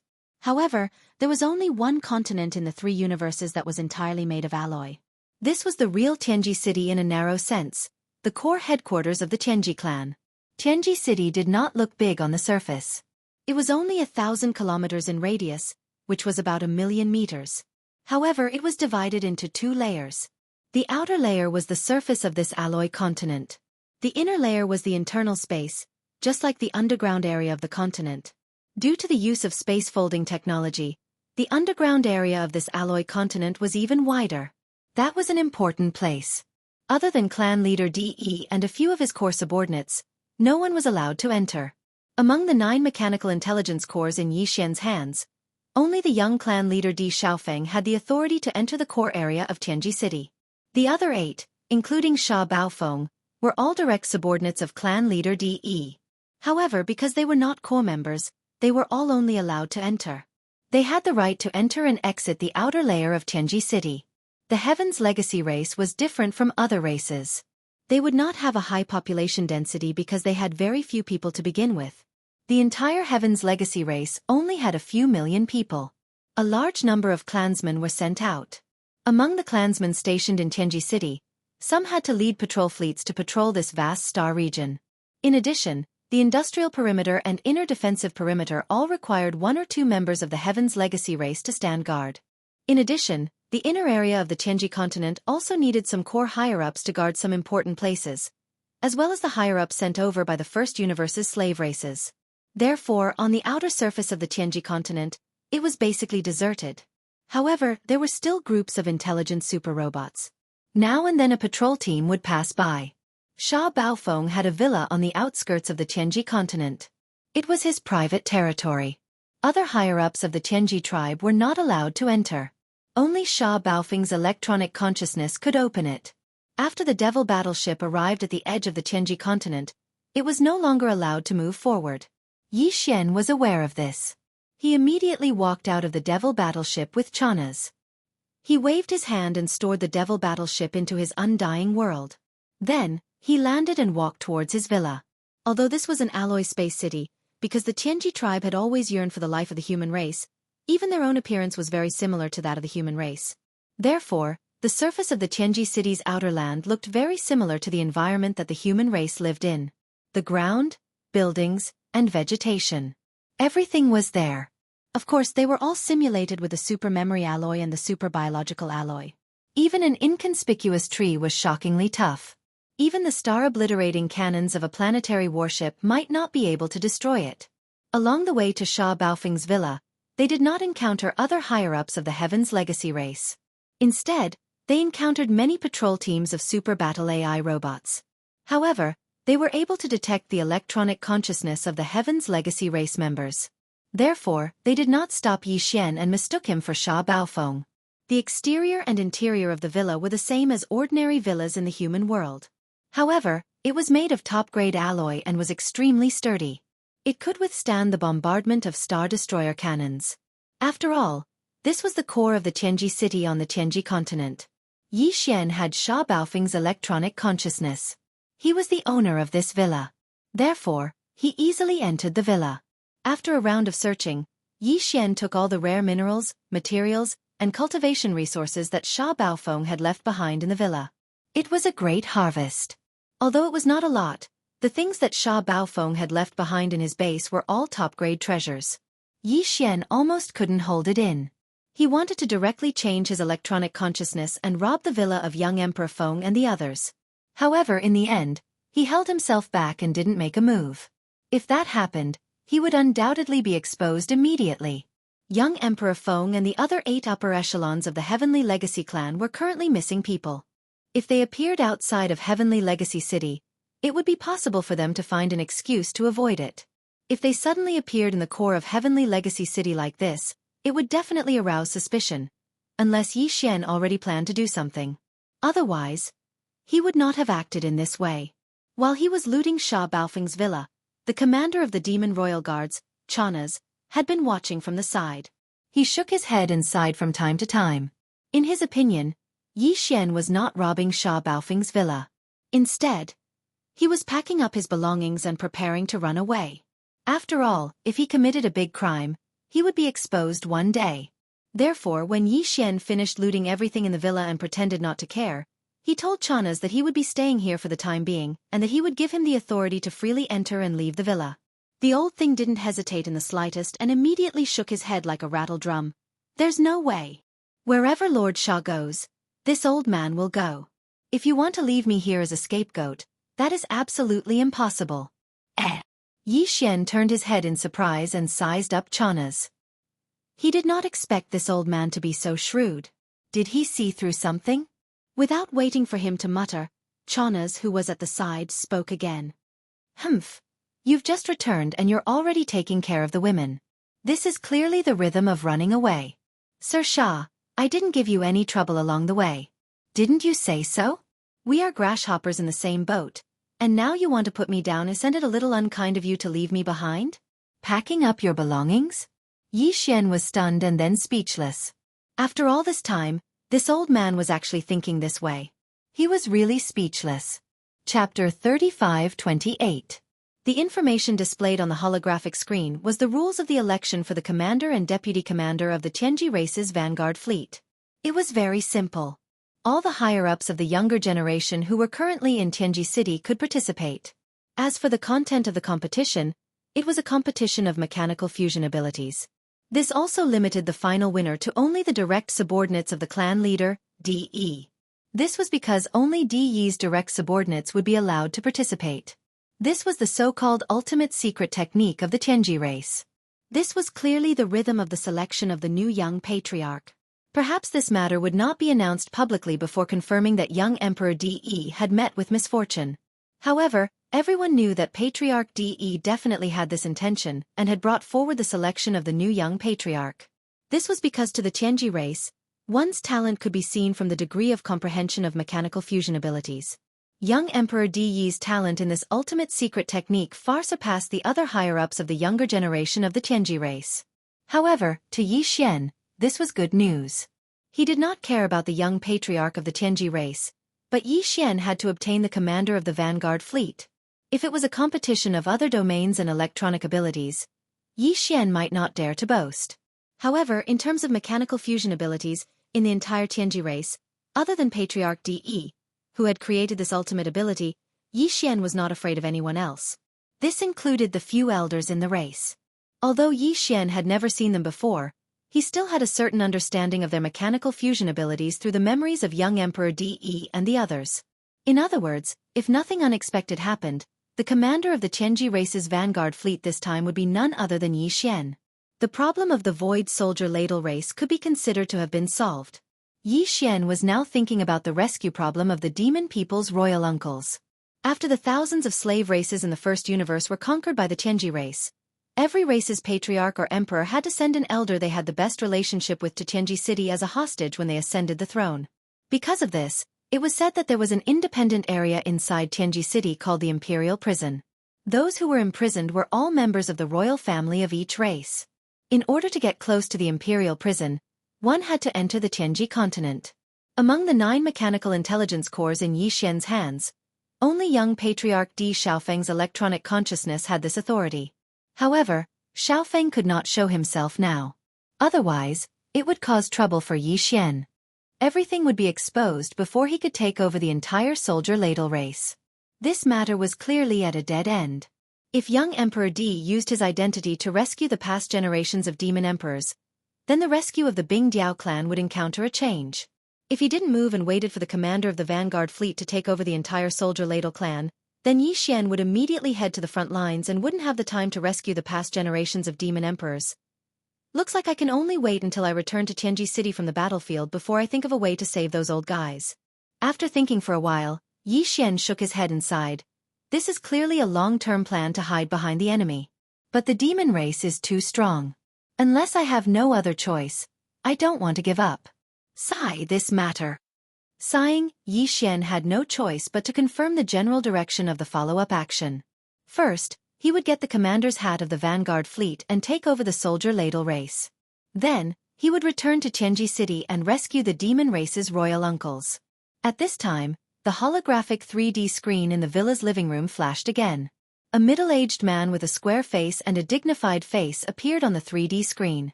Yi Xian's heart skipped a beat. He quickly got up and bowed slightly. Patriarch. Bang. Just as he finished speaking, a loud sound came from the sofa beside him. Yi Xian turned around and saw the commander of the Demon Royal Guards, Chanas. He hurriedly got up from the ground and stood respectfully in front of the sofa. His body was trembling slightly. Greetings, Patriarch. To the thousands of slave races in the first universe, the Patriarch of the Tianji clan, DE, was a god. He was a supreme existence. The entire first universe was his territory. In fact, there were only a few races in the first universe who had seen DE in person. Even Chanas had never thought that he would be able to see the Patriarch of the Tianji clan, DE, with his own eyes when he came to the Tianji city this time, even if it was through a holographic 3D screen. Therefore, he was caught off guard and panicked. This was like the ordinary people in the dynasty suddenly seeing the arrival of the immortal emperor.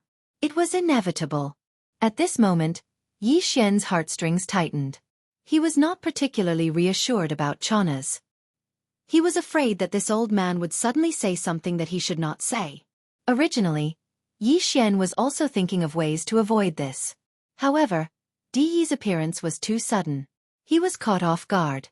Fortunately, this was only an image of DE's doppelganger. There should not be too big of a problem. The core of the Tianji clan's existence was actually an electronic consciousness. Therefore, in the huge Tianji city, Patriarch DE could transform into thousands of doppelgangers at any time. As long as there was an electronic device, he could appear at any time. Even if it was an intelligent robot patrolling in the starry sky, one moment it was normal, the next moment it might become the carrier of DE's electronic consciousness. Yi Xian had already known this through Sha Baofeng's memory. Therefore, in Tianji city he was very careful. No matter what he said or did, he had to pay attention at all times. Perhaps there was an electronic eye somewhere that had transformed into DE's eyes and was spying on him. This terrifying ability to transform into thousands of doppelgangers was similar to the human clan's cultivation camp. Perhaps a certain super-old monster also had this ability. At the very least, the palace master of the 6th palace of the 10 ultimates, Tian Qianzi, was quite accomplished in this aspect. However, in comparison, in such a majestic mechanical city like Tianji City, even if a super-old monster of the human clan who was proficient in this aspect came, he would definitely be suppressed by DE. Here, he had a natural advantage. The doppelganger that appeared in front of him was not DE's actual body. It was only an image of his doppelganger. Chapter 35-29. Yi Xian was actually very nervous. Although the image in front of him was only an image from the holographic screen, and this image wasn't DE himself, but just an image of his clone, the identity of the other party was still there. The biggest boss of the first universe with his current cultivation strength, if he were to continue, at that time, he was not even qualified to talk to the doppelganger image. How could he not be nervous? However, things were going more smoothly than he had expected. After all, this was Tianji City, and Yi Xian was now in Baofeng Sha's private villa. Except for Baofeng Sha's electronic consciousness, in the entire Tianji clan, only DE and his doppelganger could come here at will. Even the super-old monsters in the clan did not have this authority. The fact that Yi Xian could come here was enough to explain the problem. Of course, this was also the result of DE being too conceited about the existence of the Tianji clan. He did not expect that the electronic consciousness of the Tianji clan could be devoured. After all, he was a mechanical life created by the human technological pioneer Xing Bo, and the devouring system was a posthumous work of Xing Bo. It was understandable that it surpassed DE's ideas in some aspects. With anxiety, Yi Xian reported in detail the details of the mechanical battle that had happened in the Heavenly War Star area that day. Of course, he reported from Baofeng Sha's point of view. All the memories and Baofeng Sha's own inferences and guesses were stored in Baofeng Sha's mechanical intelligence core. Yi Xian was just reading and narrating at the same time. Because he was directly reading Baofeng Sha's memory data, his narration habits, inferences, and guesses were completely consistent with Baofeng Sha's own style. Therefore, until he finished everything, it did not arouse the suspicion of DE's doppelganger image on the holographic three-dimensional screen. Hesitation. In his opinion, Yi Xian in front of him was Baofeng Sha. All his habits and temperament were the same as usual. In short, Yi Xian passed this test smoothly. As the clan leader of the Tianji clan, De couldn't come to talk to him and ask questions every few days. De had countless trusted subordinates of the younger generation like Sha Baofeng. The reason why he had sent a doppelganger to question Yi Xian was because he had personally experienced the great battle with young Master Linghu and possessed first-hand information. Otherwise, when Yi Xian came to Tianji City this time, he might not have the chance to see De, even if it was just a holographic image of his doppelganger. In other words, after passing this hurdle, as long as nothing unexpected happened, Yi Xian would not have too much trouble in Tianji City. He would need to carefully deal with them. Of course, the upcoming Machinery Grand Tournament was an exception. He had to fight for this. Otherwise, with Sha Baofeng's character, if he gave up for no reason, he would attract suspicious gazes. You should have heard the news of Xiaofeng's accident. This is an opportunity for all the trusted subordinates of the younger generation. After Yi Xian reported everything in detail, De's doppelganger did not make any comments. Obviously, he was also puzzled by the fact that young Master Linghu had also displayed the ultimate secret technique of the Tianji clan, the machinery fusion ability. For the time being, it was difficult for him to discern the truth. At this moment, De's doppelganger continued, whether or not Xiaofeng has encountered an accident, this scale selection is of great significance to all of you. You fought young Master Linghu. That guy is indeed extraordinary. Even now, I can't figure out the key points. With the star sky black technology in his hands, that battle must have inspired you a lot. Perform well. If something has really happened to Xiaofeng, you should know what this scale selection means. I've given you the opportunity. Whether you can seize it or not is up to you. Thank you for your guidance, clan leader. Yi Xian secretly breathed a sigh of relief and lowered his head even more. Just as he was speaking, the holographic three-dimensional screen in front of him flashed and went silent. At this point, the commander of the Demon Royal Guards, Chanas, who had been trembling on the side but had never been looked at by De's doppelganger, finally came back to his senses. With lingering fear, he glanced at the holographic three-dimensional screen that had disappeared beside him. Then, a look of surprise appeared on his face. He cupped his hands and walked over to Yi Xian. Sha. Sir Sha, congratulations. Clan leader clearly has the intention of cultivating you. No wonder you. Ha, so you've already expected it. As soon as these words came out, Yi Xian was so scared that he immediately trembled. This guy was too reckless, saying such things in Tianji City. If De's doppelganger had not left but remained dormant, just these two sentences alone would have ruined everything. Shut up. No one will take you for a mute if you don't speak. Yi Xian's heart trembled slightly.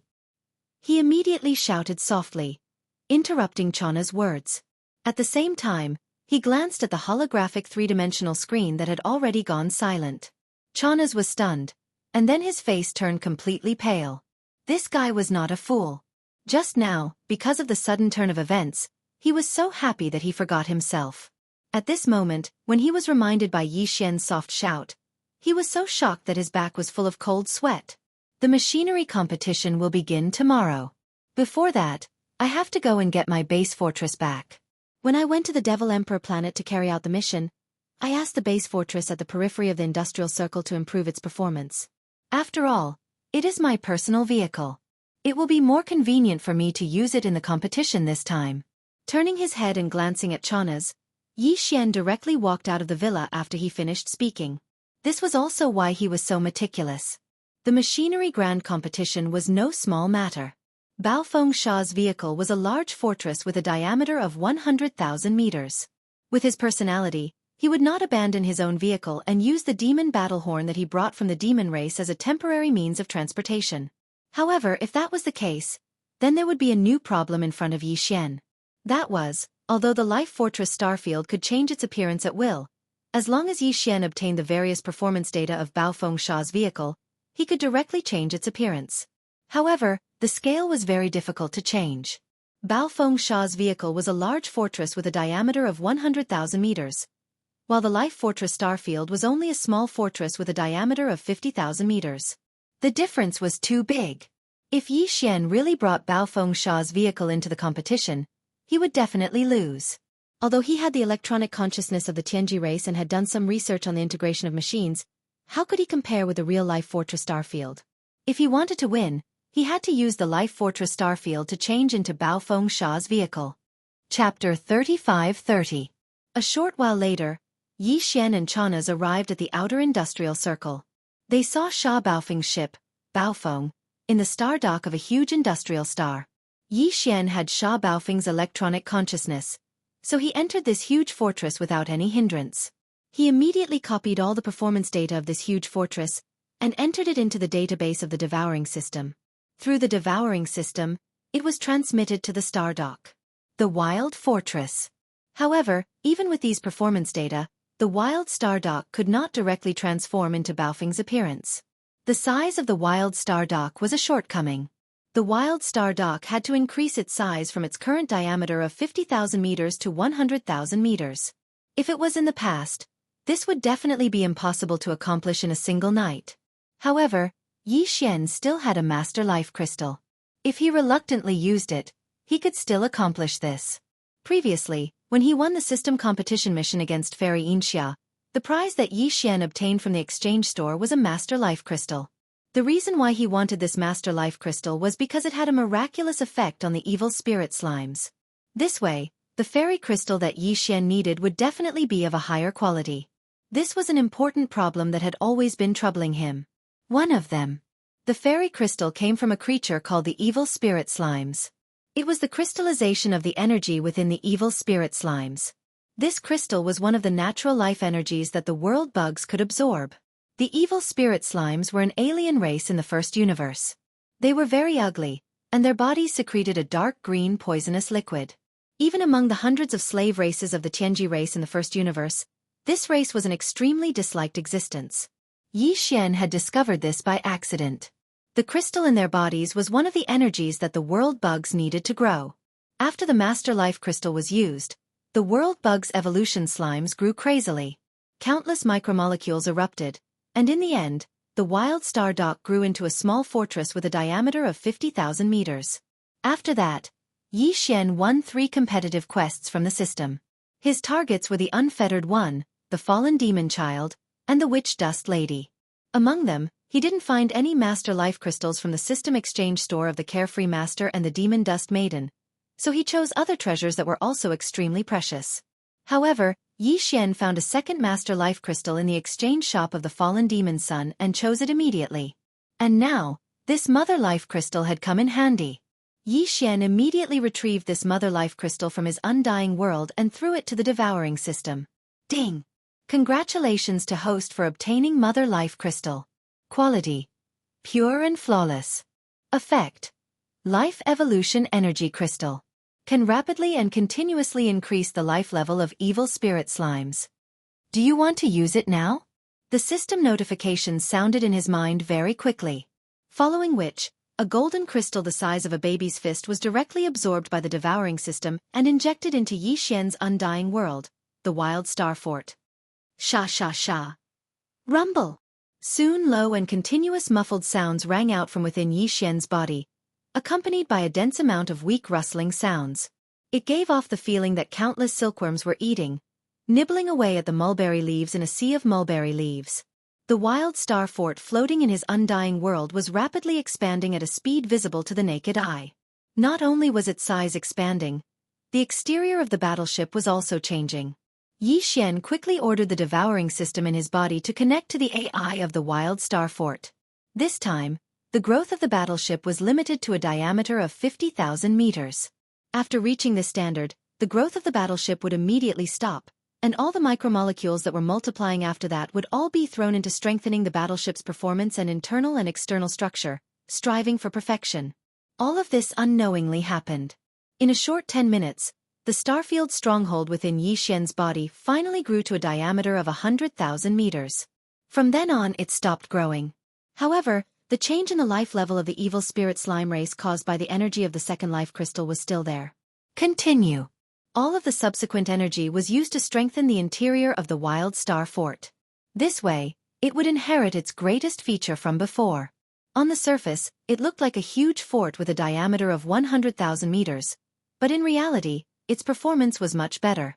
In the end, everything ended after more than half an hour.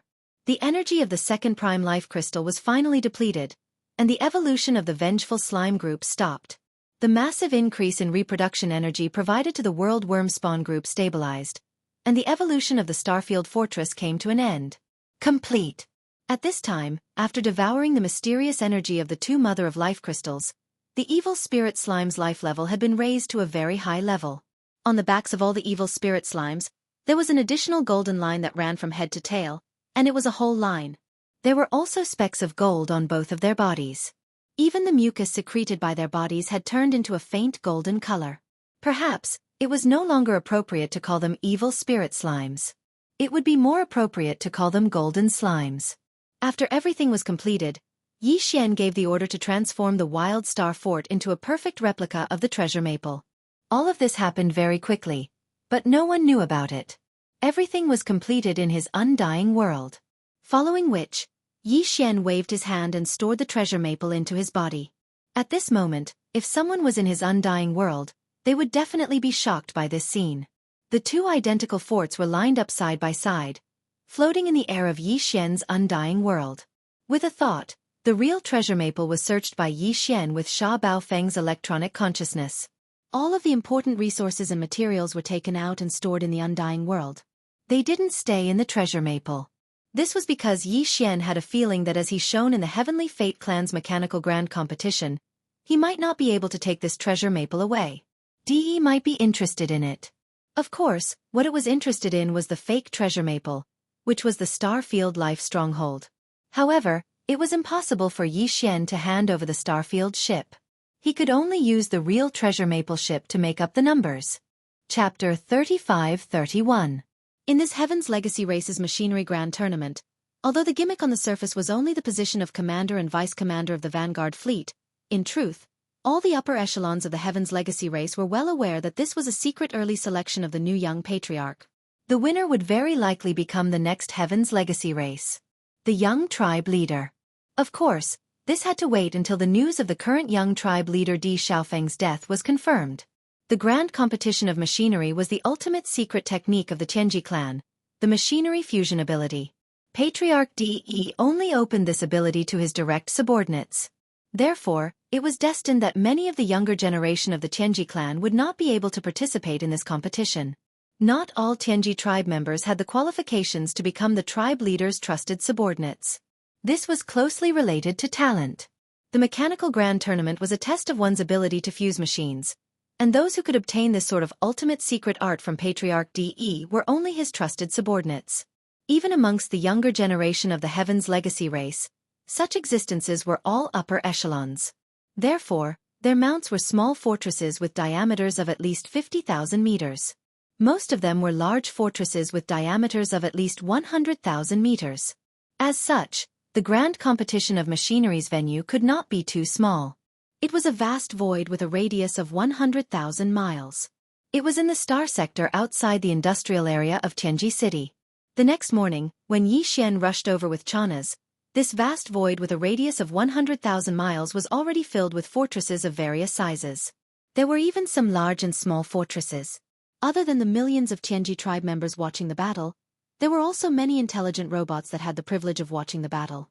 The members of the Heaven's Legacy Race had developed their own consciousness from these sentient robots and gained intelligence.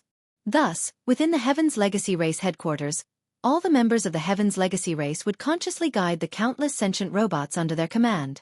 For example, when watching the upper echelons of the Heaven's Legacy Race display their ability to fuse machines together, there was a chance that some of the AI robots would mutate and gain self-awareness. This meant that a new member of the Heaven's Legacy Race had been born. In addition, there were also some fortresses that carried the hostages sent to Tianji City by the slaves of the Tianji clan. They were originally imprisoned in the Imperial Prison in the depths of the inner city of Tianji City. However, De obviously would not let go of this opportunity to show the power of the Tianji clan. He had personally ordered the Heaven's Legacy Race's Imperial Prison guards to escort them over so that they could witness the power of the Heaven's Legacy Race's ultimate secret art. Patriarch De had yet to appear, but there was no doubt that there were many of his clones in the countless battleships, fortresses. In this mechanical grand city, De, as the ancestor of the Heavenly Legacy Race, could be said to be everywhere. The grand tournament of mechs was about to begin. The rules were simple, so simple that there were no rules at all. Therefore, The candidates could enter the arena to challenge at any time. When they were defeated and withdrew, it meant that they had lost their qualifications. If you were strong enough, you could stand firmly in the center of this vast void with a radius of 100,000 miles from the beginning. You could accept everyone's continuous challenges and stand until the end, with everyone's attention on you. Yi Xian was not impulsive. Although he was confident that he could do this, it would be too eye-catching. This was Tianji City.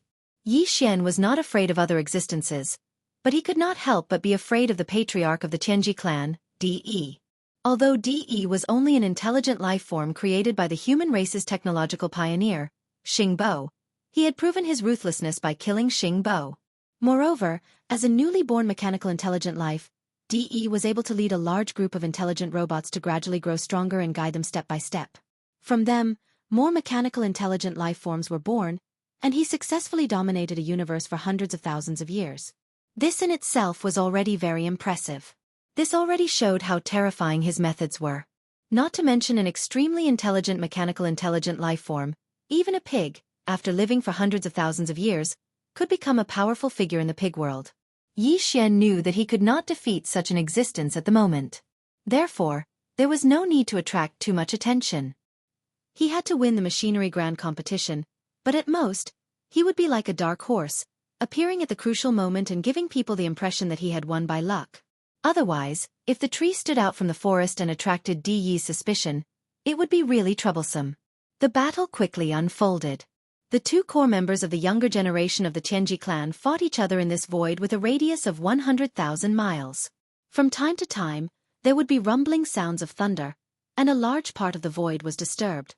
These two high-level members of the younger generation were not weak. Their mounts were large fortresses with a diameter of 100,000 meters. Moreover, because the competition was the ultimate secret technique of the Tianji clan, the machinery fusion technique, these two fellows directly began to fully integrate with their mounts as soon as they entered the arena. Both of the mechanical battle insects looked extraordinary. One turned into a mechanical knife puppet, similar to Sha Baofeng's original form, but more powerful, and walked the path of strengthening close combat. The other one turned into a starry sandworm. Its entire body was covered with dense barbs and soft tubes that looked like mouthparts. Each soft tube was actually a cannon muzzle. It walked the path of long-range combat strength enhancement. Although the mechanical battle insects transformed from the two fellows' machinery fusion technique were nothing new, at least Yi Xian did not find any highlight. As the battle unfolded, he gradually felt that he was rather inspired. The Tianji clan was indeed full of talents. When it came to the cultivation of the human race's cultivation methods, the cultivation of the demon's mental power, and the cultivation of the bloodline talents of the various races of the Second Universe Federation, the Tianji clan was nothing, and definitely was not outstanding. However, in the field of machinery and electronics, every member of the Tianji clan definitely had a unique talent. And the core members of the younger generation who were able to become the trusted aides of clan leader D were naturally the best of the best. The degree of transformation of these two mechanical battle insects was not amazing, and Yi Xian even felt that they were a little too conservative and backward. However, as the battle unfolded, Yi Xian opened his eyes in terms of the battle skills of these two fellows after they had fully integrated with their mounts. Yi Xian did not miss any of this. He directly transmitted the images to the life fortress that had transformed into the Baofeng through the devouring system in his body. Chapter 35-32.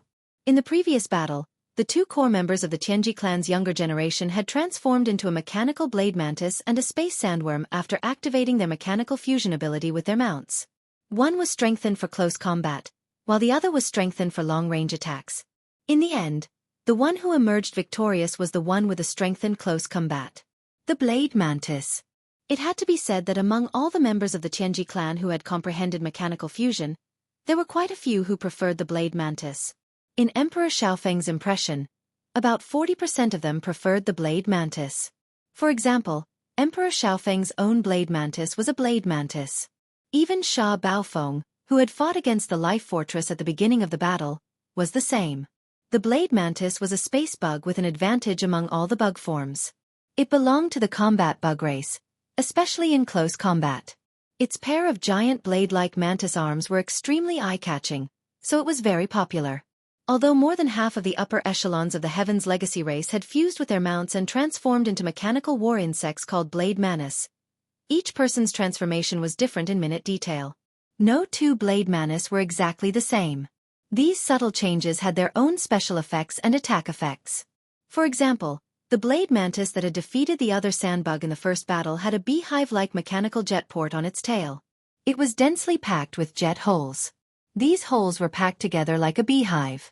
Not only could they shoot out superalloy spikes, but they could also shoot out mini death ray cannon energy beams. Because the interior must have been specially processed, it was extremely fast and impossible to guard against.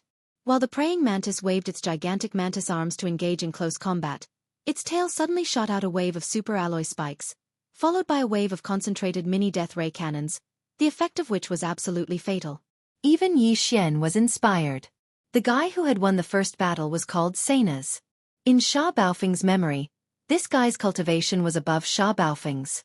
Although his talent was not as good as the young patriarch Emperor Xiaofeng's, the difference was not too big. This time, he had entered the battle at the beginning and was domineering.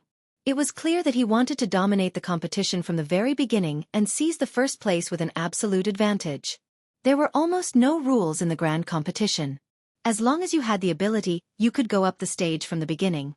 What you would face would be one battle after another. This seemed to be a huge disadvantage, but in reality, as long as you displayed enough strength, you would be able to scare off many competitors. However, the allure of the Vanguard Fleet Commander truly wasn't small, and the allure of the future young patriarch was even greater. No matter how strong Seinas was, the core members of the younger generation of the Heaven's Legacy race couldn't all give up without a fight. The second challenger quickly went up. This battle was even more intense and lasted for almost an hour. Finally, Seinas won by a narrow margin. However, he was still brimming with vigor, not at all tired after fighting 2 battles in a row. This was related to the special characteristics of the Tianji race mechanical life form. The total amount of cultivation power of the human race experts was limited, and it was continuously depleted in battle. Moreover, there was no time to replenish it. This was the same for the experts of the various races of the Federation of the Second Universe. This was because no matter how boundless one's physical strength was, it would still be depleted in an intense battle.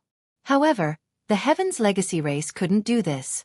After activating their mechanical fusion ability, as long as the energy in the kinetic energy cabin of the stronghold didn't run out, any member of the Heaven's Legacy race could always maintain their vigorous energy and strongest battle state.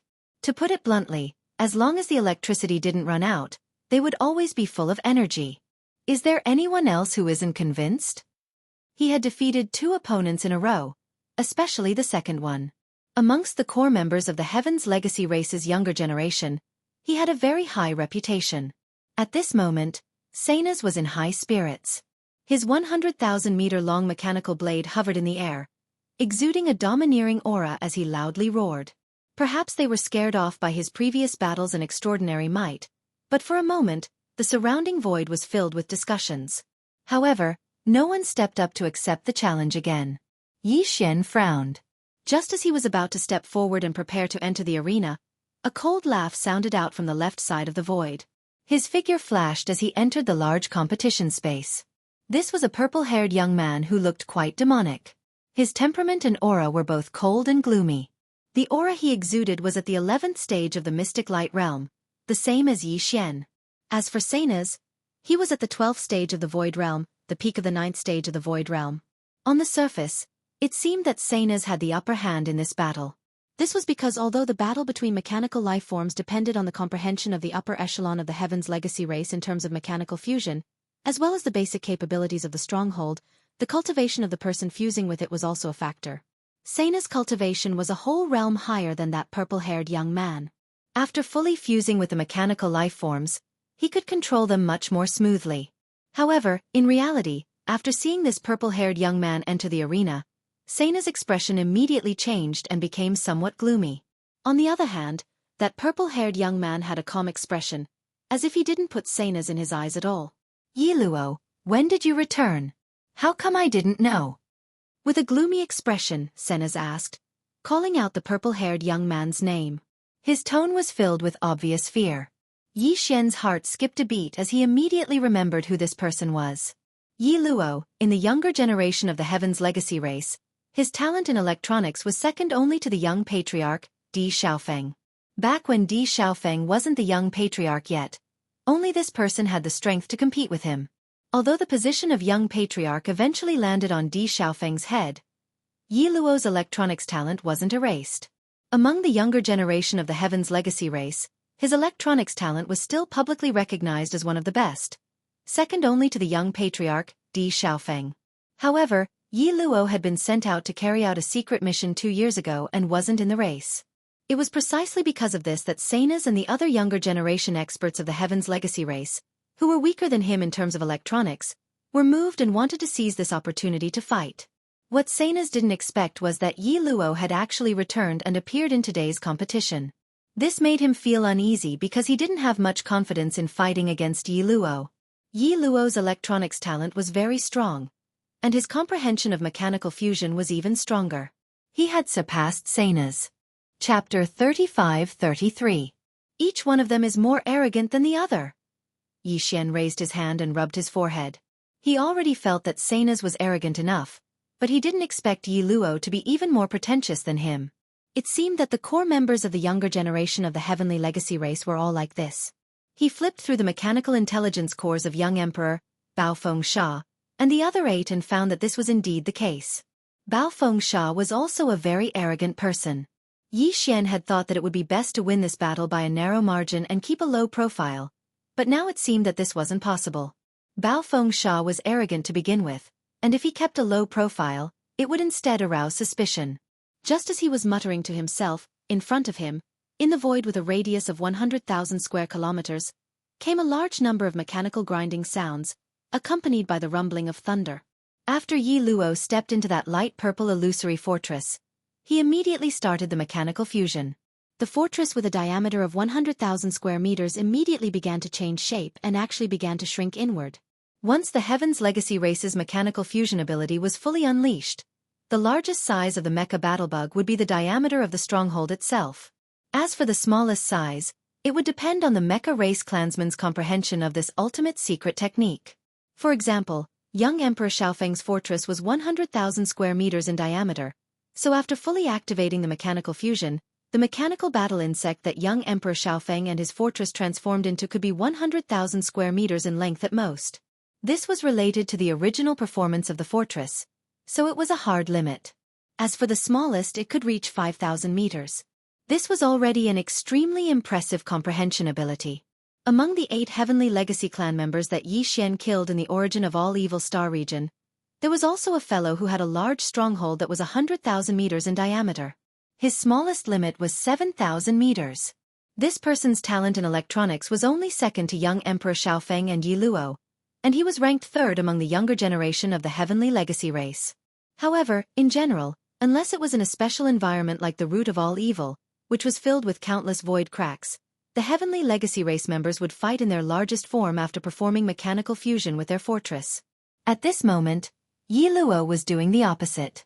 He could clearly transform into a giant battle insect with a diameter of 100,000 square meters, but after activating the mechanical fusion ability, this light purple illusory fortress kept shrinking in size.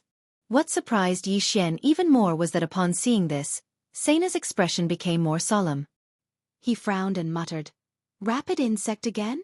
Then, without hesitation, he stepped into the fortress that was suspended in the void beside him. After the last battle, he had temporarily dispelled the fusion. The creaking sounds of machinery grinding could be heard, and soon, the mechanical blade puppet that had won 2 battles appeared once again. At this time, Yarrow's light purple fantasy fortress had basically completed its transformation. The loud grinding sounds of machinery gradually weakened, and in the end, they could no longer be heard. What appeared before them was a very strange mechanical battle insect. It was only 5,000 square meters in size, which immediately drew cries of surprise from the surrounding void. Heavens! 5,000 square meters? Yi Luo's comprehension of the mechanical fusion ability actually broke through again. A fortress of 100,000 meters. His previous limit was 6,000 meters. In the entire Heaven's Legacy race, only young Patriarch Di Xiaofeng was able to reach 5,000 meters. I didn't think that Yi Luo would be able to do the same. Without a doubt, Sanas will definitely lose this battle. In terms of talent in electronics, he is still far inferior to Yi Luo. That's right. Yi Luo transformed into a rapid insect. He is most proficient in the speed domain. Unlike other battle insects, the smaller the size of the rapid insect, the faster its speed. Sanas fought with Yi Luo once at 6,000 square meters and was slightly at a disadvantage. Now, Yi Luo has broken through again. The rapid insect has shrunk to 5,000 square meters. Sanas will definitely lose. As these cries of surprise sounded out, a strange expression couldn't help but flash across Yi Xian's face. He was not surprised by Yi Luo's mechanical fusion ability. He was not surprised that Yi Luo could actually shrink a fortress from 100,000 square meters to 5,000 square meters. This was nothing. Young Emperor Xiaofeng could also do it. But didn't he still lose to Yi Xian? What truly surprised Yi Xian was that the mechanical battle insect that Yi Luo and his fortress had transformed into was actually a rapid insect with all-around enhanced speed. Rapid insect. A type of space insect race. Like the space blade mantis, it was a battle insect race with an extremely violent temperament. The biggest characteristic of the swift bugs was their speed. Their whole body was covered with layers of sharp carapace blades, densely packed and stacked on top of each other. Under the extremely fast movement state of the swift worm, these carapace blades that covered the surface of its body were simply indestructible. Even a starry sky battleship could only flee in the face of the swift worm's charge. If it was enveloped, the final result would be that the entire huge battleship would be cut into pieces and directly dismembered. Countless pieces. At this moment, there was such a mechanical rapid insect across from the mechanical space blade mantis. Its entire body was covered in purple super alloy blades. Furthermore, it had clearly been strengthened. The battleship's diameter of 100,000 square meters had shrunk to 5,000 square meters, and the density of the alloy had increased countless times. However, if these blades touched a space fortress, even if it was also made of superalloy, it would definitely be cut open easily like a thin piece of paper. Coupled with the rapid insect speed, these countless purple alloy blades were simply a nightmare. It should be known that at a certain speed, even a thin piece of paper could cut through metal and stone. Seeing all of this, Yi Xian couldn't help but sigh in his heart. As expected, it was sharp. No wonder even the previously arrogant Senas had become serious. This alloy swift bug, which looked dozens of times smaller than the saber mantis, was indeed extremely difficult to deal with. Hum! A low rumble sounded in the void, and the 5,000-meter-long swift insect shot out like an arrow. In the blink of an eye, it was already in front of the praying blade. It did not stop there, nor did it have any other means of attack. It just directly crashed into the praying blade. Yi Luo, you sneak attack! The other party attacked without saying a word and arrived in front of the blade mantis in the blink of an eye. Sanas screamed in horror. The blade mantis's strong legs bent slightly, indicating that it was about to bounce up. With the blade mantis's super jumping ability, this bounce would be at least a few hundred to 1,000 kilometers away. Unfortunately, he did not have this opportunity because the speedy worm had already made contact with his body. The speedy worm, which was only 5,000 meters long, instantly passed under Dao Qi's abdomen. It did not have any other means of attack because it did not need to. Countless superpowers covered its entire body. Strong alloy blades were the rapid insect's best and most powerful weapon. Whoosh! Chapter 35-34. The dense layer of sharp blades on the surface of the swiftworm's body was too powerful. A large fortress with a diameter of 100,000 meters was forcibly compressed to a length of 5,000 meters. The density of the material increased by many times, and coupled with its terrifying speed, it was simply unstoppable. In just one exchange, Senna's mechanical blade puppet was split open, and dozens of 1,000-meter-long wounds appeared under the mechanical battlebug's abdomen. Sparks flickered, and even the rumbling of thunder could be heard. This kind of injury might not be much to a mechanical blade puppet with a length of 100,000 meters, but this was only the first round. With such an outcome, it was hard to imagine how this battle would continue. The swiftworm did not need any other means of attack. It was a peerless weapon by itself. The high-density superalloy covering its body completely turned into a nightmare for the enemy under its extreme speed. Cries of surprise could be heard from all around. Heavens, this is too shocking. Senas was injured in the first round. Yarrow is indeed stronger. What terrifying speed! Furthermore, after the swiftworm shrunk to a length of 5,000 meters, the superalloy is even denser. It's simply incomparably sharp. The mechanical blade puppet simply cannot block it. There is no suspense in this battle. Yarrow is definitely going to win. Sigh, after young Emperor Feng, among the entire Heaven's Legacy race's younger generation, only Yarrow is the strongest. Senna's is not his match. Will the next young patriarch be him? Crackle. Boom. Ah. As the discussions in the surrounding void rang out, the rumbling of thunder and the crackling of sparks rang out once again in the central battlefield of the grand competition within a radius of 100,000 miles. This was followed by Senna's frenzied howl of hatred and fury. He was injured once again. He was originally full of himself and was certain that he would win first place this time. In the future, he would have a chance to compete for the throne of the young patriarch of the Heaven's Legacy race. He did not expect that after just 2 victories, he would suffer such a setback and be on the verge of dying. However, Senna's did not intend to admit defeat just like that. He continued to persevere. In the face of this scene, a senior member of the Heaven's Legacy race immediately stood up. This was a supreme being of the Heaven's Legacy race whose strength was equivalent to the 15th great realm expert of the human race. He immediately announced the end of this battle. There was no suspense in the outcome of the battle. Yarrow won, while Senna's lost miserably. After all, this was just an internal competition of the race, not a battle to the death between friends and foes. There was no need for any deaths.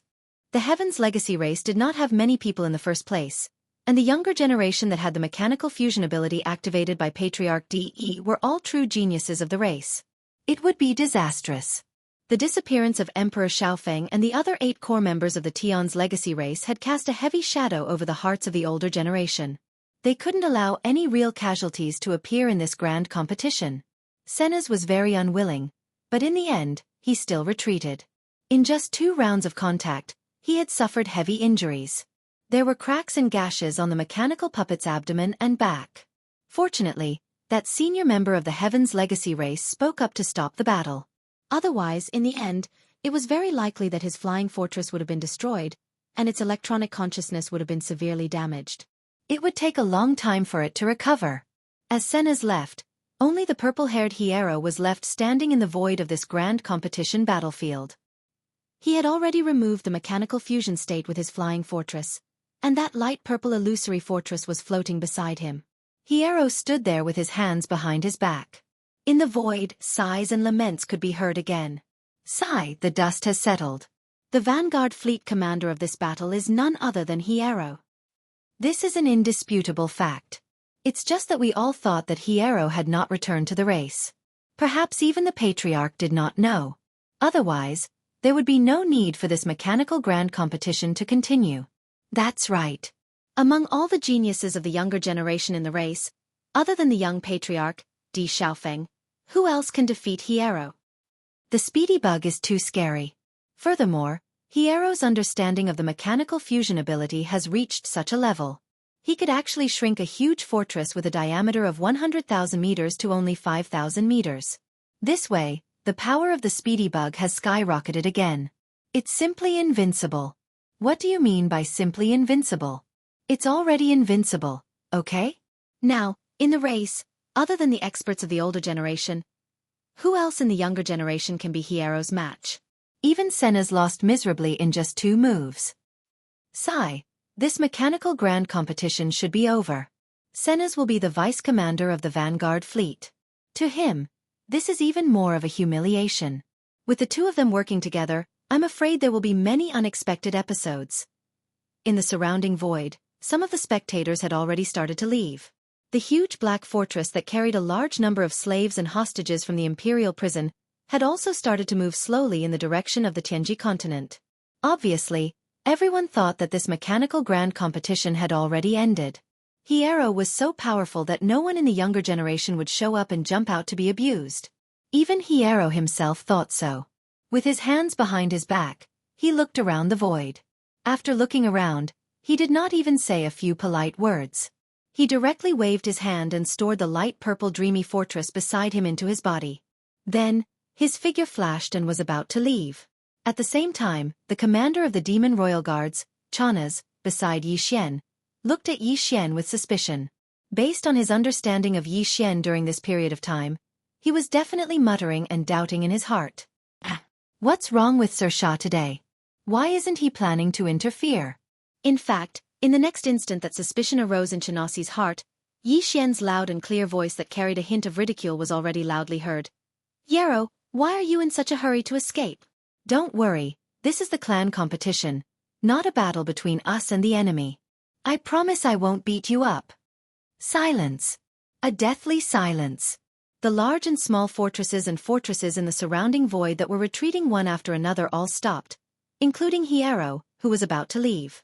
In the next moment, everyone's gazes converged on Yi Xian. After seeing that these words were actually spoken by Sha Baofeng, the expressions on the faces of the Heavenly Fate clan experts immediately became strange. The upper echelon of the older generation that had forced Senna's to retreat even frowned. Chapter 35-35. As soon as he finished speaking, Yi Xian's figure took a step forward and stepped into the void of the 100,000-kilometer-wide competition in front of him. The commander of the Demon Royal Guards, Chanas, who was originally standing side by side in the void to watch the competition, immediately turned green and howled miserably in his heart.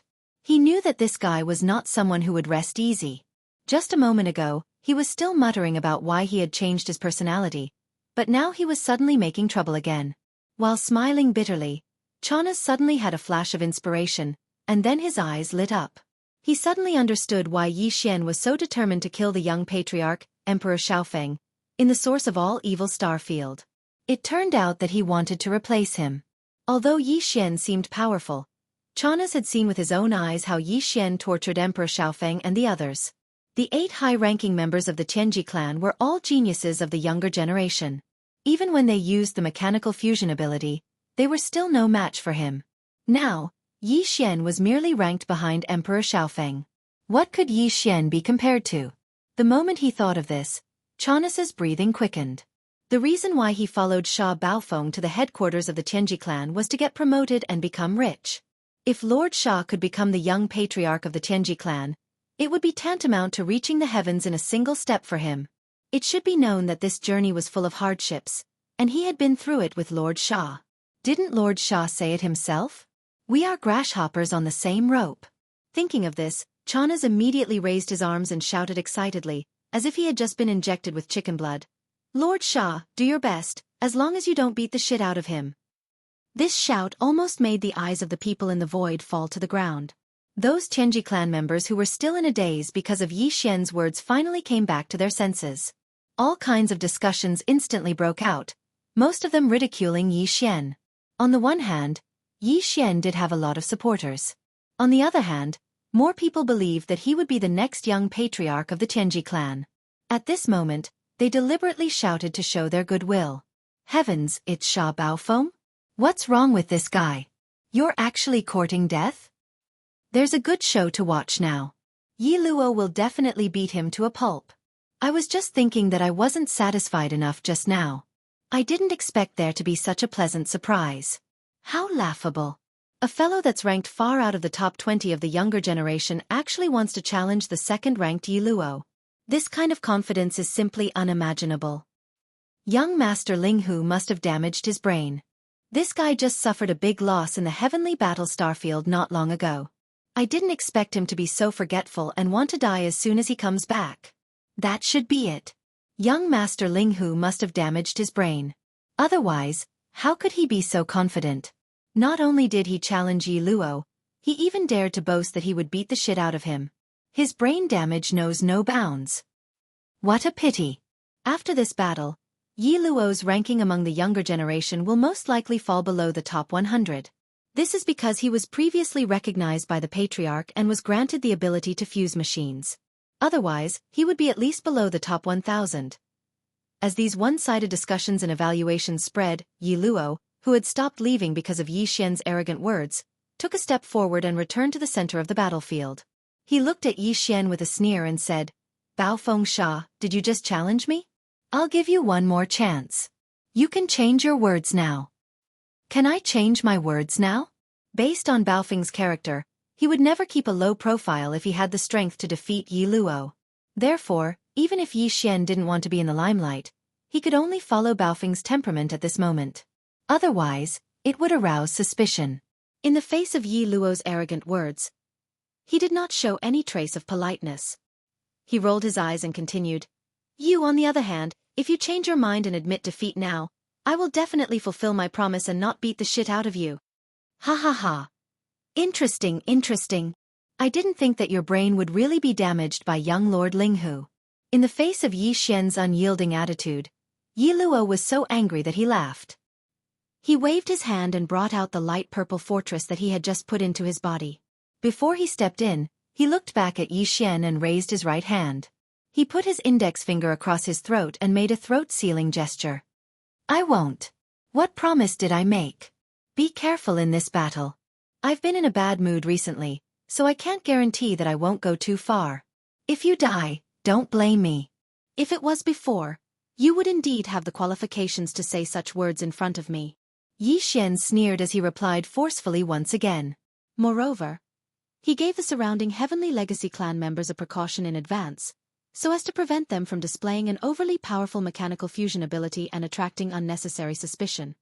However, ever since my battle with young Master Linghu, this kind of thing has never happened.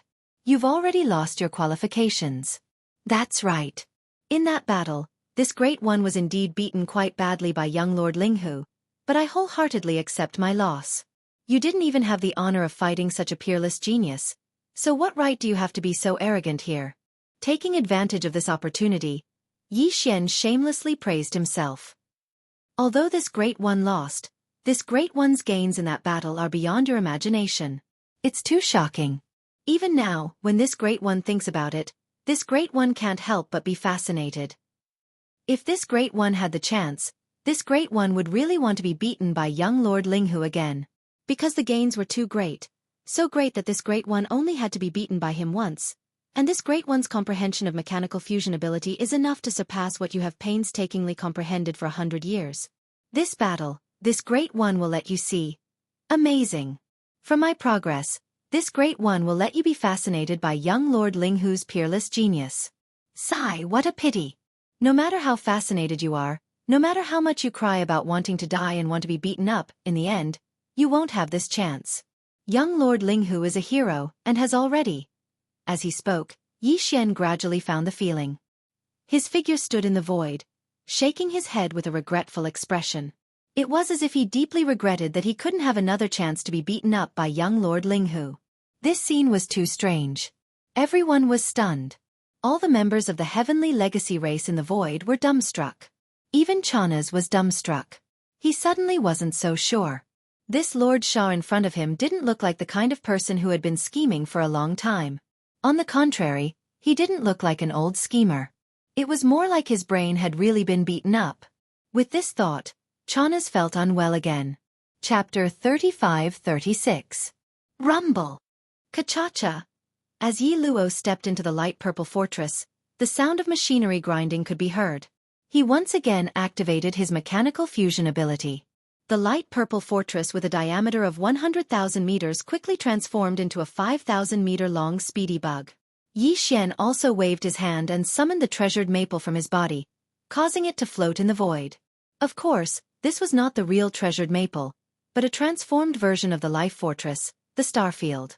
After all, it was a life battleship, made up of countless micromolecules derived from the world bugs. It could also mimic a 100,000-meter-long space fortress at a microscopic level, including the electronic frequency. There were absolutely no flaws or omissions. Even if the patriarch of the Tianji race, DE, was here, he would not be able to see through it. Immediately after, Yi Xian turned around and stepped into the treasured maple. At the same time, he gave the order for the treasured maple to begin its mechanical transformation. The same sound of machinery grinding could be heard. In the eyes of the many Tianji race members in the void outside, this was Sha Baofeng activating his mechanical fusion ability, causing the treasured maple to begin its mechanical transformation. However, in reality, this was all the Starfield Fortress's own actions. Yi Xian did not participate at all. He was just leisurely waiting in a small cabin inside the treasured maple. Of course, once this transformation was completed and the fortress entered battle mode, Yi Xian would still use Sha Baofeng's electronic consciousness to control it. No matter how flexible the life fortress was, it did not have any battle experience. This was all up to Yi Xian. After all, the opponent now was not in existence like Sha Baofeng, but the second most talented person in the younger generation of the Tianji race. It might not be safe to leave everything to the life fortress. Previously, when he was fighting with young Emperor Feng and the others in the source of all evil, Yi Xian had used Sha Baofeng's electronic consciousness to enter the life stronghold and used his own battle experience to control the mechanical demon insects to fight. Otherwise, if the life stronghold were to fight by itself, it definitely wouldn't have such a result. As the grinding sounds of machinery came from inside the treasure maple, the shape of the enormous ship began to change. The gazes of all the Tianji clan clansmen in the surrounding void all gathered on the ship, including more than one unknown doppelganger of clan leader De. They were all very curious about what the treasure maple would become. Based on Sha Baofeng's usual habits, he should have used a 100,000-meter-long mechanical puppet. However, considering the speed and attack characteristics of the swift bugs, Sha Baofeng should have shrunk the size of the mechanical puppet. That way, the pressure would be much less. In the past, when Sha Baofeng performed a complete mechanical fusion, the smallest size of his Baofeng could be shrunk to about 10,000. The surrounding experts didn't think that it would be the same this time. In the beginning, the surrounding experts of the Tianji clan did think that Sha Baofeng was out of his mind to provoke and even infuriate Yi Luo. However, after hearing what he said later, the experts of the Tianji clan had a different opinion. The Tianji clan had indeed received news of Sha Baofeng's recent battle in the third universe. Many of the higher-ups were shocked. The black technology possessed by young Master Linghu was still a mystery to this day. He had actually surpassed the Tianji clan, who had always possessed extraordinary talent in electronics and machinery manufacturing. The Tianji clan of the three major dimensions. In that battle, Sha Baofeng had indeed lost miserably. However, in his own words, this fiasco was not unjustified at all. Young Master Linghu's peerless demonic talent had even amazed many of the higher-ups of the Tianji clan. Medicine, artifact, and array masters. He also had the terrifying starry sky black technology. In this world, only Prince Xian, the invincible god of war, and the person who had caused an uproar in the second universe not long ago. Even now, he had provoked a Star-Lord old monster to roar and chase him all over the world, but no one could find him. Only young Master Netherming and the other two could be compared to him. It would be a lie to say that he had not gained any inspiration and gains from fighting such a peerless demonic talent. Therefore, when Yi Xian ridiculed Yi Luo with such words just now, not only did the latter not get angry, but he also became serious. Although he was not convinced by young Master Linghu, he was actually fascinated by the other party's demonic talent. It could be said that whether it was the higher-ups of the Tianji clan in the surrounding void or Yi Luo, who was about to fight Yi Xian, at this moment, there was an inexplicable expectation in the bottom of their hearts. They were all looking forward to Sha Baofeng really gaining something from that battle and not just bragging.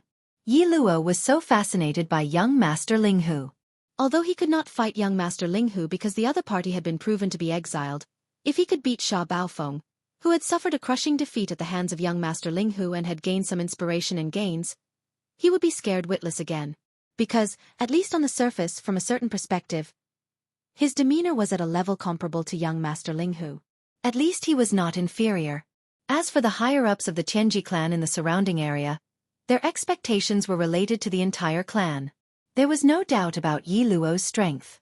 If Sha Baofeng could really defeat him, even if it was a tie, it would be enough to prove that there would be another peerless genius in the Tianji clan. Although this genius was trained by the peerless demonic talent of the human clan, it did not matter. Being able to constantly improve oneself in battle with the enemy was the attitude and talent that a real expert should have.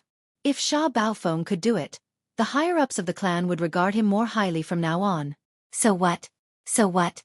Yi Xian was completely unaware of all of this. Following his orders, the sound of machinery grinding could be heard from the inside of the Baofeng. Very quickly, the mechanical changes were completed. Yi Xian did not choose the combat form of the mechanical demon bug. The speed of the rapid bug was too fast. Although the mechanical demon bug had a strong jumping ability and 4 antimatter death ray cannon barrels, it was very likely that it would not be able to lock onto the target. Therefore, Yi Xian chose the combat form of the humanoid alloy war god this time. Of course, while the Baofeng transformed into the humanoid alloy war god, its original terrifying size of 100,000 meters was also constantly shrinking. In the end, when the humanoid form of the alloy war god was completely revealed, its height of 100,000 meters was also constantly shrinking. When the alloy war god was fully formed, its height had reached only 5,000 meters. This was not Yi Xian's limit. The limit he could shrink a small fortress of 50,000 meters to 1,000 meters, and a large fortress of 100,000 meters to 2,500 meters. But that was not necessary. On the one hand, it was not suitable for this battle. On the other hand, Yi Xian did not want to expose his limit. Chapter 35-37. After a series of mechanical clanking noises, Baofeng completed its mechanical transformation. A humanoid alloy war god stood in the void, and the huge fortress with a diameter of 100,000 meters shrunk to a height of only 5,000 meters. In its left hand was a huge alloy shield, in its right hand was an alloy spear that was more than 10,000 meters long, and behind its back was a pair of energy beams that flapped from time to time, creating ripples in the void. It looked majestic and extraordinary. This scene shocked all the spectators, and a wave of exclamations came from the surrounding void. Oh my god, what the hell is this? A humanoid? A humanoid? What is Baofeng Sha trying to do? Isn't the mechanical fusion ability only able to transform into various forms of mechanical combat insects? I've never heard of humanoid mechanical transformation before. It's indeed a little strange. The reason why the mechanical fusion ability of our race can transform into various forms of mechanical combat insects is because the characteristics of these insects are suitable for combat. However, everyone's understanding is different, and the form of the mechanical combat insect may not necessarily be correct. Baofeng Sha has broken the shackles of this thought. The appearance of mechanical transformation has undoubtedly opened a bigger window for the mechanical fusion ability, opening up a new way of thinking for our people. That's right. Since mechanical transformation can transform into various forms of mechanical combat insects, why can't it be humanoid or other forms of dire beasts?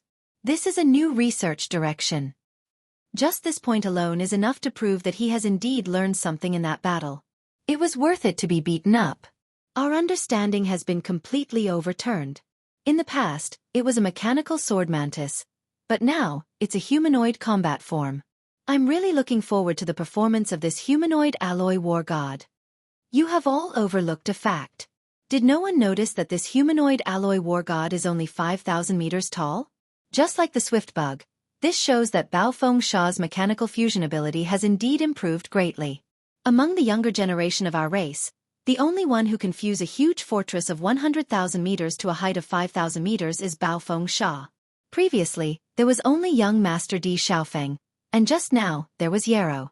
Who would have thought that in the blink of an eye, a third person would appear? That's right.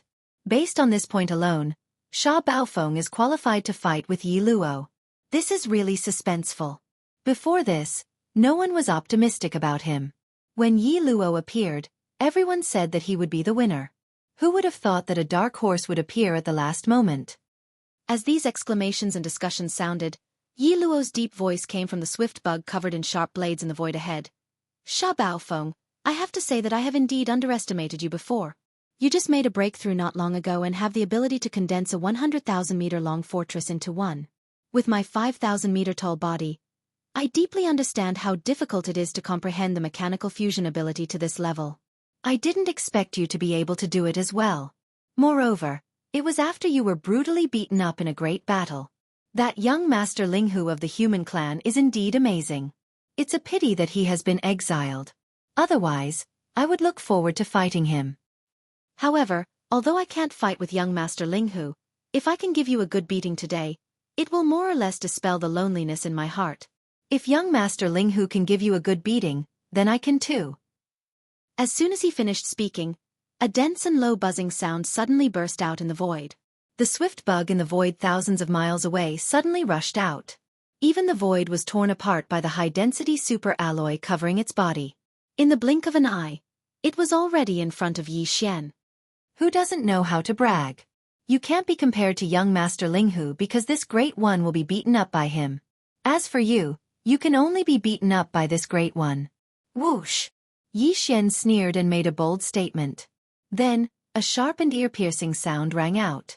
The alloy battle god standing in the void suddenly shook its right hand, and the super alloy spear that was more than 10,000 meters long was instantly thrown out. No one could see its trajectory at all. Its speed was actually faster than the swift bug's. In the blink of an eye, it was in front of the swift bug that had turned into a shadow, blocking it in the void thousands of miles away from the alloy battle god. If the swift bug hadn't stopped and dodged, this super alloy spear that was shockingly fast would have pierced through its body in the next instant, ruthlessly killing it in the void. Wung! The low, high-frequency vibrating sound rang out again. The swift bug that had turned into a starry sky shadow came to a sudden stop. It didn't stop at all and instantly retreated hundreds of miles, barely avoiding the super alloy spear that was coming for the kill. Rumble! A huge thunderous explosion rang out. The super alloy spear smashed into a large fortress in the void below and instantly exploded. The fortress that was 10,000 meters in diameter turned into a fireball. Fortunately, there were no Tianji race clansmen inside. It was full of intelligent robots that were watching the battle. However, the power of this spear was still earth-shattering. This was because the void in the center of the grand competition had a radius of 100,000 miles. All the large and small fortresses that were watching the battle were 100,000 miles away. No one had expected that the humanoid alloy battle god's explosive power would be so terrifying. The power and speed of that super alloy spear. Its speed was so shocking that a large fortress 100,000 miles away couldn't dodge in time. In an instant, it turned into a huge fireball together with nearly 1,000,000 intelligent robots inside, illuminating a corner of the void. Screams rang out instantly. These were the screams of the senior generation in charge of supervising the grand competition. Retreat! Retreat immediately! The grand competition's venue has been temporarily expanded from the previous 100,000 miles to 500,000 miles. All battleships, retreat immediately. No mistakes. Rumble. In the void, the roars of countless kinetic energy cabins starting up resounded everywhere. All the battleships, fortresses that were watching the battle all retreated in a panic. The power of that spear just now was too shocking. No one wanted to be the second unlucky person to be hit by it. In the large fortress that had driven over from the imperial prison, and carried a large number of slaves from the first universe as hostages of the royal family of the 10,000 races, a large number of exclamations could be heard. As hostages of the royal family of the various races, the experts in this large fortress were all the true elites of their races. Their status and strength were extraordinary. Naturally, their horizons were not low, and their intelligence was even more astonishing. Everyone was well aware of the Tianji clan's intention of bringing them to the battlefield to fight Jean Mo in this grand competition. However, although they were shocked by the Tianji clan's so-called ultimate secret technique, the machine fusion technique, they were not too shocked. The 3 battles that they had seen before were indeed amazing. However, they were not as shocking as the scene in front of them. A starry fortress could actually transform into a super alloy battle god. Moreover, this battle god had only thrown out a spear, and it had destroyed a large fortress. The latter was suspended in the void 100,000 miles away, and it didn't even have a chance to dodge. Whether it was its speed or terrifying penetrative power, it was incredible. Chapter 35-38. Stop right there. Don't run. I just said that I won't beat the shit out of you. I won't go back on my word. Yi Xian sneered when he saw the speedy bug's body suddenly stop and quickly retreat. His arrogant voice rang out from the alloy war god's body, resounding through the void and causing everyone to stare at him in awe. It's just the power of a spear. How can it be so strong? It directly blew up a 10,000-meter-tall fortress. This is impossible. At this moment, Yi Luo was already shocked beyond words. He had seen clearly just now that Sha Baofeng had raised his hand and thrown out an alloy spear. Because the alloy war god was formed by the extreme condensation of a 10,000-meter-wide fortress, the battleship alloy used to build the fortress was densely denser. The density of the battleship was increased countless times, just like the dark purple blades all over its body. However, no matter how dense it was still just an alloy spear. Even if it could penetrate a 10,000-meter-tall fortress, it definitely wouldn't be able to blow it up completely. Even if it hit the kinetic energy cabin of the fortress, it wouldn't be able to cause such a scene. Battleships above the level of the fortress all had kinetic energy protection systems inside. Even if the kinetic energy cabin exploded, it would only affect a small part of the overall area in a short period of time. Unless it was uncontrollable, it would explode completely. There would be a time difference between this. However, a 10,000-meter-tall fortress had actually turned into a fireball in an instant. This feeling was as if what had hit him was not an alloy spear at all, but a super energy cannonball that had been condensed to the extreme. In fact, this was indeed the case. The Starfield Life Fortress was formed by the evolution of the world bugs. This kind of mysterious existence between life and non-life could evolve everything, including the antimatter death ray cannons fired by the Life Fortress. They were all evolved from their micromolecules. They were all transformed. Although the spear that Yi Xian threw out looked like an alloy spear on the surface, it was formed from countless micromolecules of the world bug. The moment it hit the fortress, all of the micromolecules changed shape, transforming from the superalloy into a super-concentrated form of energy. Then it exploded. Under such circumstances, it would be strange if the fortress wasn't destroyed in an instant. Yi Luo wasn't an ordinary existence. Although he didn't know how Yi Xian did it, he saw the strangeness in it. Before he figured out Yi Xian's method, he didn't dare to rashly attack. At this moment, he quickly retreated and at the same time tested with words. He wanted to know himself and his enemy, and solve the doubts in his heart. He was confused, and think about it. Unfortunately, Yi Xian wasn't fooled. As the arrogant words came out of his mouth, the alloy war god pressed forward step by step. With a single step, he was already 100 miles away. His empty right hand buzzed as it once again condensed an alloy spear. At this time, the fortresses and strongholds of the battleships watching the battle in the surrounding void had already retreated to 500,000 miles away. The void in the central district was much wider, and the speedbug's speed advantage had more room to play.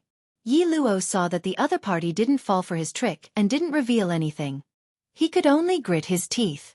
The void hummed, and his body instantly turned into a starry afterimage. He circled around and shot toward the alloy war god's left arm. The alloy war god's right arm held the terrifyingly powerful alloy spear. Once it was thrown, even the speedbug could only narrowly avoid it with its terrifying speed. Yi Luo didn't dare to take the risk again. At this moment, he attacked from the left side of the alloy war god. As a result, the alloy spear in his right hand was blocked on the other side. It could be said that he was using the alloy war god's body as a shield. Of course, the alloy war god could turn around and throw again, but the speedbug needed a very short time. With its speed, it could reach the front of the alloy war god in one charge. Then with a scratch, the super alloy blades all over the speedbug's body could easily cut off the alloy war god's left arm. In the void. Wang. With a heart-shaking buzzing sound in the void, the speedbug arrived at the left side of the alloy war god in the blink of an eye. The speed of the alloy war god's spear could match or even surpass the speedbug's, but this didn't mean that the alloy war god's original speed was the same. At this site, some of the Celestial Legacy race members in the distant void sighed. They could almost see the alloy war god's entire body being dismembered. The speedbug was too fast. After dodging the terrifying spear in the alloy war god's right hand, it only needed to circle around the alloy war god's body a few times, and the human-shaped alloy war god would be reduced to giant pieces of alloy scrap and fall into the void. In the void. Yi Luo also thought the same. At this moment, even his heart, which had been in his throat, gradually calmed down. At this time, the alloy war god's left shoulder and left rib suddenly burst with light. A partial energy shield was raised, protecting half of the alloy war god's left body. It seemed to want to use this to block the cutting of the dark purple alloy blades that covered the speedbug's entire body. Yi Luo laughed. His mocking voice came from the speedbug. It's useless. It's just an energy shield. It can't block it at all. Wang. Chi la. The next moment, there was a slight sound like silk being torn apart. The super alloy blades on the speedbug's back cut through the energy shield and pressed down on the alloy war god's left shoulder. If nothing unexpected happened, the alloy war god's left arm would fall into the void and be cut open in the blink of an eye. Yes, it's useless. This is exactly what I wanted to tell you. Within the alloy war god, Yi Xian laughed coldly. Did you forget? I still have a battle shield in my left hand. Contradictions are one. If the battle spear can make you afraid, how can this shield be simple? When he finished speaking, the alloy war god had already raised its left arm. The huge alloy battle shield protected the left side of its body, replacing the previous layer of energy light shield that had been cut open by the alloy blades in an instant. It was also at this moment that the layers of dark purple blades on the left side of the speedbug's back came crushing over. Wang. The moment the two came into contact, the battle shield, which was made of super alloy material just a second ago, suddenly changed form and turned into a pitch-black antimatter deathlight shield. No! Rip! Rip! As Yi Luo screamed in horror, there was a series of faint but dense ripping sounds. It was like boiling oil being poured into ice. The dense layer of dark purple blades on the left side of the speedbug's back began to melt at a speed visible to the naked eye. As long as the black antimatter deathlight shield came into contact with it, it would instantly and completely disappear without a doubt. Chapter 35-39. Whoosh! Ah! A series of strange noises rang out like boiling oil splashing on ice. A small portion of the left side of the swiftness bug's back melted in an instant. At this moment, Yi Luo had fully activated the mechanical fusion ability of his warship, and he could feel the pain. The uncontrollable pain made him let out a miserable howl. Void. All of this took a long time to describe, but it happened in the blink of an eye. The upper echelons of the Tianji clan, who were watching the battle from 500,000 li away, only saw a blur before their eyes, and then the tide of the battle had completely turned. At this moment, the war spear in the alloy war god's right hand was raised high again, and the cold tip of the spear was aimed at the swiftness bug that had not yet retreated. In the next instant, the spear was thrown out and killed Yi Luo on the spot. It was also at this moment that several core upper echelons of the Tianji clan of the older generation flew into the void of the Central Domain Grand Competition at the same time and announced the end of this battle. The Grand Competition was over, and the winner was Sha Baofeng. Everything was settled at this point. Stop howling. This great uncle said that I would never beat the shit out of you. Today, this great uncle will let you live. After Yi Xian's words rang out, the alloy war god put away its shield and spear, and then ordered the Baofeng to deactivate its mechanical transformation. With a series of grinding sounds, the humanoid war god quickly returned to the original fortress form of the Baofeng. Yi Xian took a step forward and then immediately put it away with a wave of his hand. While doing all this, Yi Xian's heart was in his throat. He was indeed worried that one of the clones of the Tianji clan's patriarch, De, would immediately appear before he could put away the Baofeng. If that really happened, the other party would definitely find all kinds of excuses to keep Yi Xian's Baofeng for research. This would be a dead end. Yi Xian would never hand over the life fortress. If that happened, he would definitely be in big trouble. Fortunately, his movements were fast enough. He waved his hand and stored the life stronghold into his body before the other party appeared. At this time, even if one of the identities of the Heavenly Legacy race's patriarch, De, appeared again and made the same request, Yi Xian wouldn't be afraid at all. Within his undying world, there were two identical treasure maple ships suspended side by side. One was transformed from the life fortress that he had just absorbed into his undying world, while the other was the real treasure maple ship. At that time, he would just have to hand over the real treasure maple. Yi Xian wouldn't feel any heartache. Now that the life fortress had grown to such a height, even 100,000-meter-wide fortress wouldn't be able to move him. Compared to the life fortress, no fortress could compare.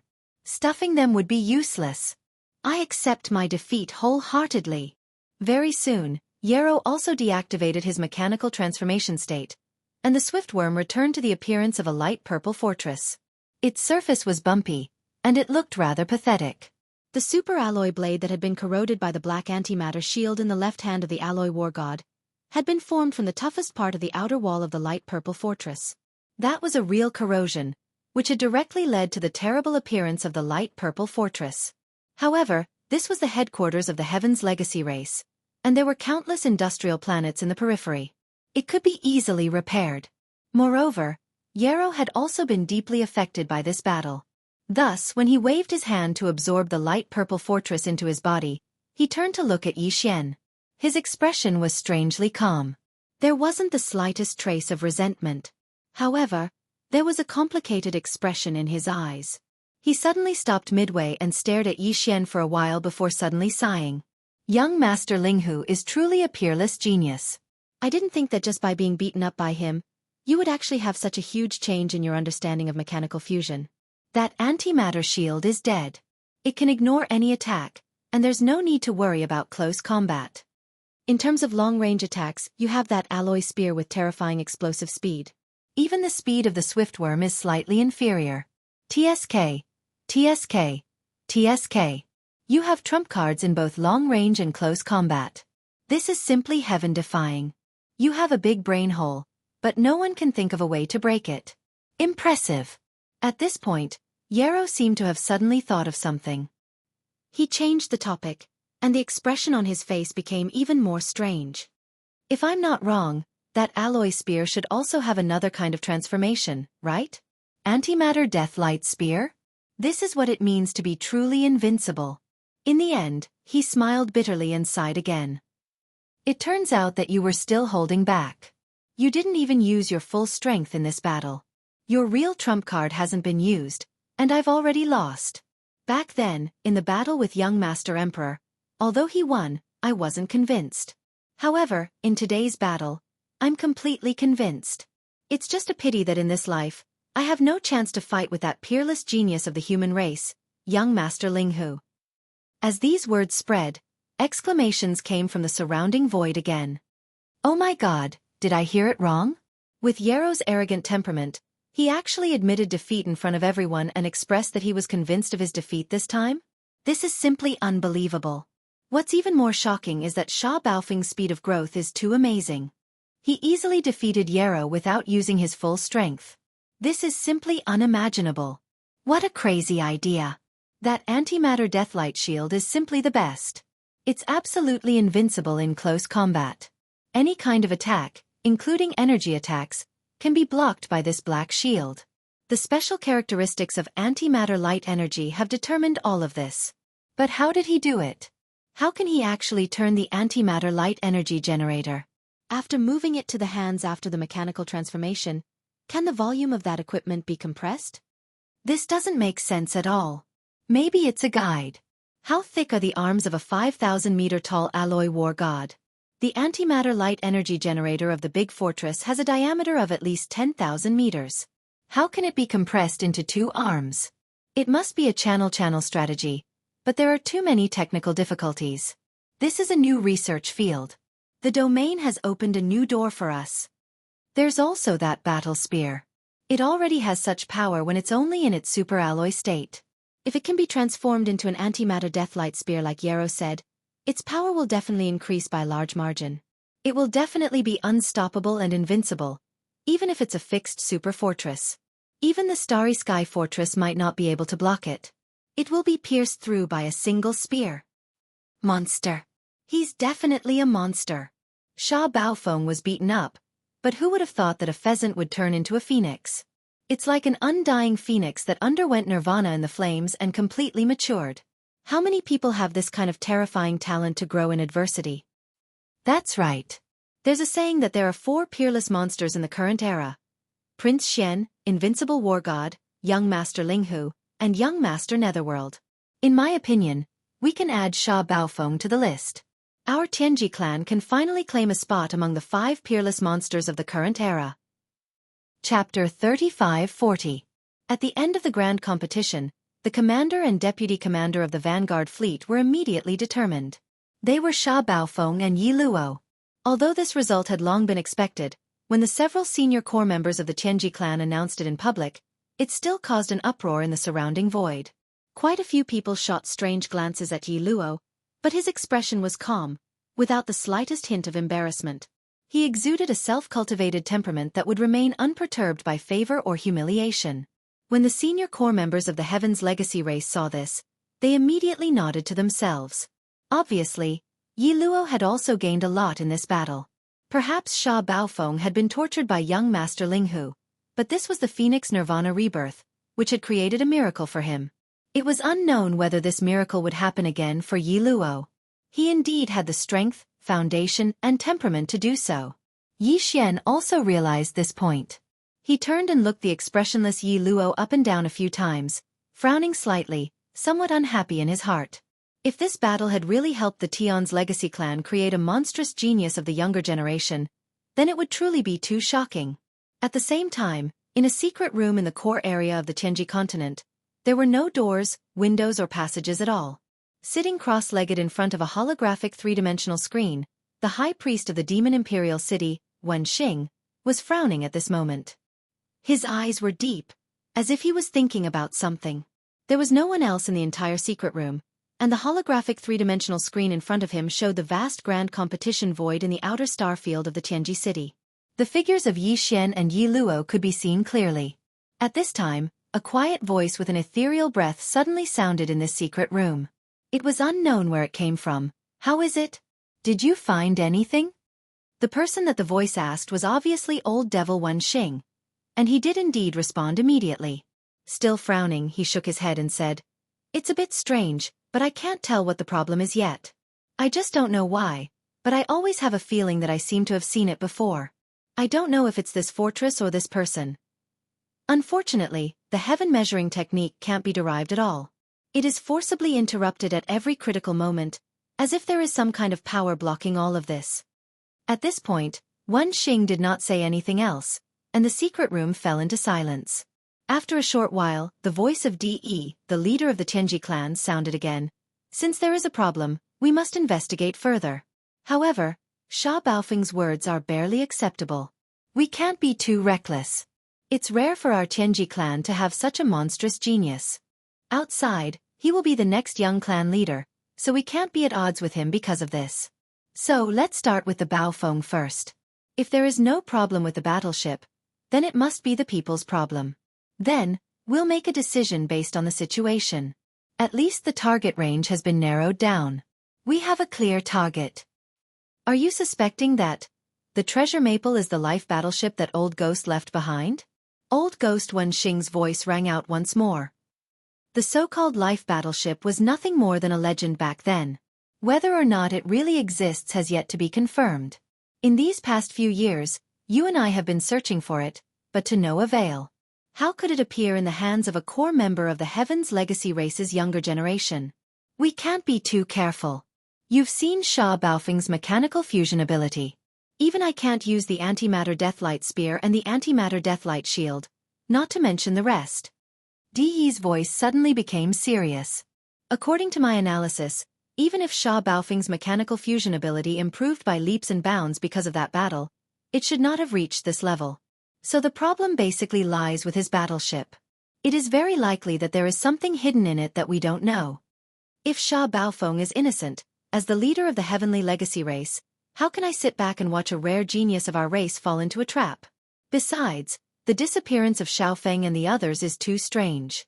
The two auras detected at that time were clearly unparalleled beings beyond the Star-Lord state. There must be a great secret hidden in that star zone, the source of all evil.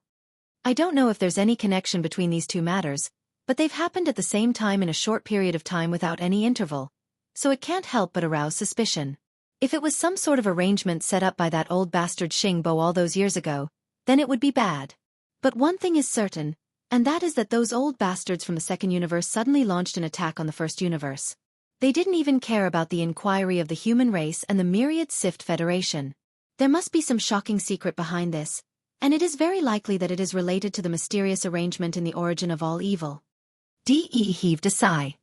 Unfortunately, I've explored that star zone many times, but I was only able to enter the central region's buffer zone every time.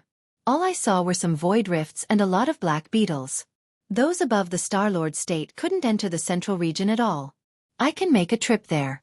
In fact, I've always been suspicious about the source of all evil. I once went to the edge of the central region, but I almost didn't make it back, because I ran into a Star-Lord Black Beetle Queen. When Xing took over the conversation and took over this matter. You also know that the hidden cultivation of this clone of mine is only at the late stage of universe realm. Facing that kind of existence, being able to come out alive is already a great fortune. However, it seems that such a low level of cultivation is actually a convenience. I can enter the central region of the source of all evil again. Speaking of this, Wen Xing, who had been sitting cross-legged on the floor of the secret chamber, suddenly stood up and disappeared completely. However, his voice still reverberated in the secret chamber.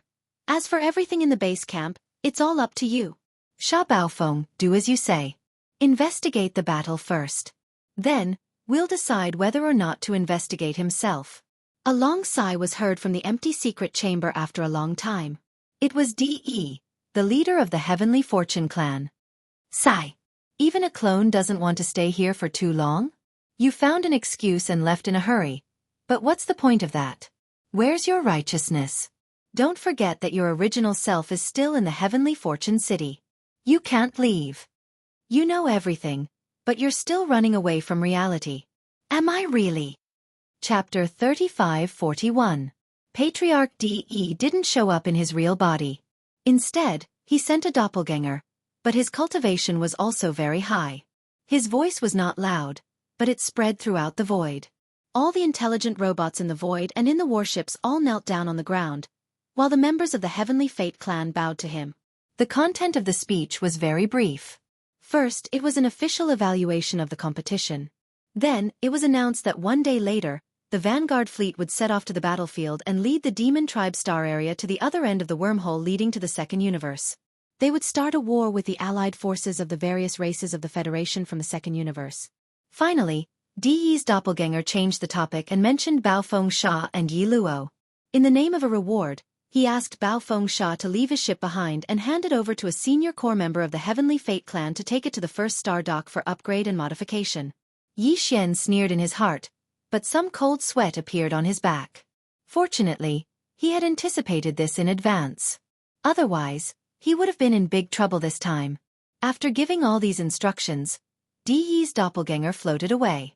The senior core members of the Heavenly Fate clan also turned to Yi Xian with a strange expression on their faces. Obviously, they were not fools.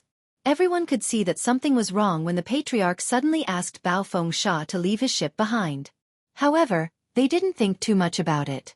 They just wondered if Bao Feng Sha's heaven-defying fusion ability was related to the first star dock. Was it related to the fortress? For a long time, everyone thought that the strength of the Heavenly Fate clan's mechanical fusion ability was only related to the members of the Heavenly Fate clan who performed the fusion ability. As long as one's understanding in this aspect was deep enough, even the most ordinary warship could be fully integrated with it. Strong combat power. But now, the Patriarch's action had reminded them. Many people were thinking about the deeper meaning behind it, and some people even had a look of realization on their faces. After Sha Baofeng fused with his mount, the antimatter death ray energy form of the alloy battle god spear and shield was indeed correct. A bug, and it was basically impossible to achieve. However, if the warship itself was modified, it was still possible. Even Uruidu seemed to have sensed something. He suddenly recalled that when Baofeng Sha was carrying out his last mission, the Baofeng ship had been left in the clan for modification. He had only just retrieved it from the modification star dock when he returned. That must be it. Yi Luo clenched his fists with excitement on his face. He had finally discovered Sha Baofeng's secret, which opened a new door for him. He realized that the true power of mechanical fusion was not only related to the Tianji race clansman who was fusing, but also to the warship that was fusing with him. After all, whether it was the mechanical war bug or the humanoid alloy war god, it was ultimately a combination of two aspects. While the Tianji race's understanding of the mechanical fusion ability was important, as it was akin to controlling software, it was also not to be underestimated as a forceful fusion battleship.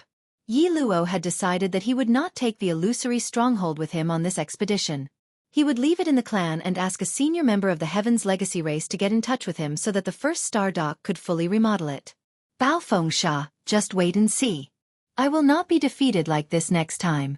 I will definitely make a comeback. Clenching his fists tightly, Yi Luo muttered to himself with incomparable confidence. Yi Xian waved his hand and took out the treasure maple that he had already prepared in his undying world. Of course, it was the real treasure maple. Then, a few of the senior members of the Tianji race entered the treasure maple and drove it away. As for the others, they went up to Yi Xian and handed him the commander seal of the Vanguard Fleet Commander. Of course, it was also an electronic device. It was a small black box that could be connected to the communication port of the warship. It was the size of 2 fingers. After Yi Xian received it, he put it into his body with a flip of his hand. At this moment, Chinasi was already rubbing his hands in excitement. From his point of view, since Yi Xian had successfully obtained the position of commander of the Vanguard Fleet, then the future young patriarch of the Heavenly Fate clan would basically not be able to escape. Currently, the entire Tianji race did not know that the previous young patriarch, Emperor Xiaofeng, had died. Although they had their suspicions, it was not confirmed. However, in Chinasi's opinion, this matter would be confirmed soon. Then, it would be time for Lord Sha to take over. Because of this, seeing Yi Xian turn around and walk towards him, Chinasi immediately bowed and greeted him with a smile as if he was the one who had been promoted and made a fortune. Lord Sha, congratulations! You have been promoted and made a fortune, you have been promoted and made a fortune. Get ready. We will set off tomorrow to the demon domain. You can return to the demon emperor planet then. These were not words of anger. The old man did not want to stay in the Tianji city, but Yi Xian could not always be by his side, right? He could only return to where he came from and send him back to where he came from. Upon hearing this, Chinasi was stunned. After a long while, when Yi Xian had already turned around and left, He finally regained his senses and hurriedly followed him. Although he did not say much, his eyes were dotting around. Clearly, he was calculating how to stay by the side of the future young patriarch. By the side, he would be able to get promoted and make a fortune by following him. The entire vanguard fleet that had set off for the demon domain had already been readied. It was parked at the edge of the industrial circle around Tianji City. After Yi Xian arrived, he immediately entered the flagship stronghold. The scale of this Tianji race vanguard fleet was huge. There were a total of 1,000 fortresses of varying sizes and 100 fortresses of varying sizes. In addition, there were more than 10,000 3,000-meter-long stellar-level battleships and 1,000-meter-long planet-level battleships. As for all kinds of small-sized patrol ships and battleships, there were tens of thousands of them. Every fortress and fortress carried many of them. Such a huge fleet of vanguard ships covered the sky and occupied a large part of the starry sky. Yi Xian had never seen such a huge fleet before. There were tens of thousands of ships of all kinds. It was simply shocking. Just this alone showed how huge the scale of this battle was. After all, this huge fleet in front of him was only the vanguard. Such a huge fleet of vanguard ships was driven and controlled by intelligent robots. Countless intelligent robots were sent to the battlefield, and there were only 2 people in the upper echelon of the Tianji race who were in charge of commanding the flagship. They were Yi Xian and Yi Luo. Most of the authority was in Yi Xian's hands, and Yi Luo was only his assistant. The only things he could manage were some of the intelligent robots below. All orders had to be given through the commander seal in Yi Xian's hand, which was also an electronic black box. Chapter 3542. The journey from Tianji City to the Demon Dweller Galaxy was a long one. Even if they didn't miss any of the small wormholes along the way, it would still take them nearly a month to reach the Demon Dweller Galaxy. The tens of thousands of small patrol ships and 1,000-meter-long planetary-class battleships in the fleet didn't have the ability to continuously jump through wormholes. Fortunately, the fleet had enough fortresses, so these small battleships were basically used as subships to enter the large-scale battle. They jumped through the interior of the battleship. Although the fleet traveled slowly and needed nearly a month to reach the battlefield, first-hand news of the battle could be transmitted to Tianji City and the flagship of the Vanguard fleet through the First Universe's interstellar network at any time. Thus, Yi Xian knew the situation on the Demon Dweller Galaxy like the back of his hand even while he was traveling. As the overlord of the First Universe, the Tianji clan had more than 10,000 3,000-meter-long battleships in the Vanguard fleet. Naturally, the other fleets of the First Universe's races would be even more terrifying. Of course, the participating fleets of the slave races couldn't be dispatched to the battlefield all at once. Like the Tianji clan's forces, they would arrive in batches. The first fleet to arrive was also the Vanguard fleet. As the sole hegemon of the First Universe, the Heaven's Legacy race had always claimed that they were the servants of all races. But in reality, this was clearly an exaggeration. No matter how large a universal plane was, it was impossible for it to have more than 10,000 intelligent races. The vast majority of races were weak races. Most of the weaker races were small races with no intelligence, such as the insectoids. There were nearly 1,000 slave races under the Tianji clan. Even if each race only sent a vanguard fleet of 100 ships, there would be a total of 100,000 ships. These 100,000 ships referred to the main force ships that were at least 3,000 meters long, including the fortresses and fortresses of various sizes. The Heaven's Legacy race did not open up the large fortresses with a diameter of 100,000 meters to their slaves. In addition, there were all kinds of small patrol ships and 1,000-meter-long planetary-class battleships. In short, if all the vanguard fleets of the slave races arrived at the Demon Dweller Galaxy, Yi Xian would have a super vanguard fleet of several 100,000 ships in his hands. Furthermore, the fleet in his hands was about to launch the first interstellar battle between the 2 universes in this war. This showed how terrifying the authority in his hands was. In the past, Yi Xian wouldn't even have dared to dream about it.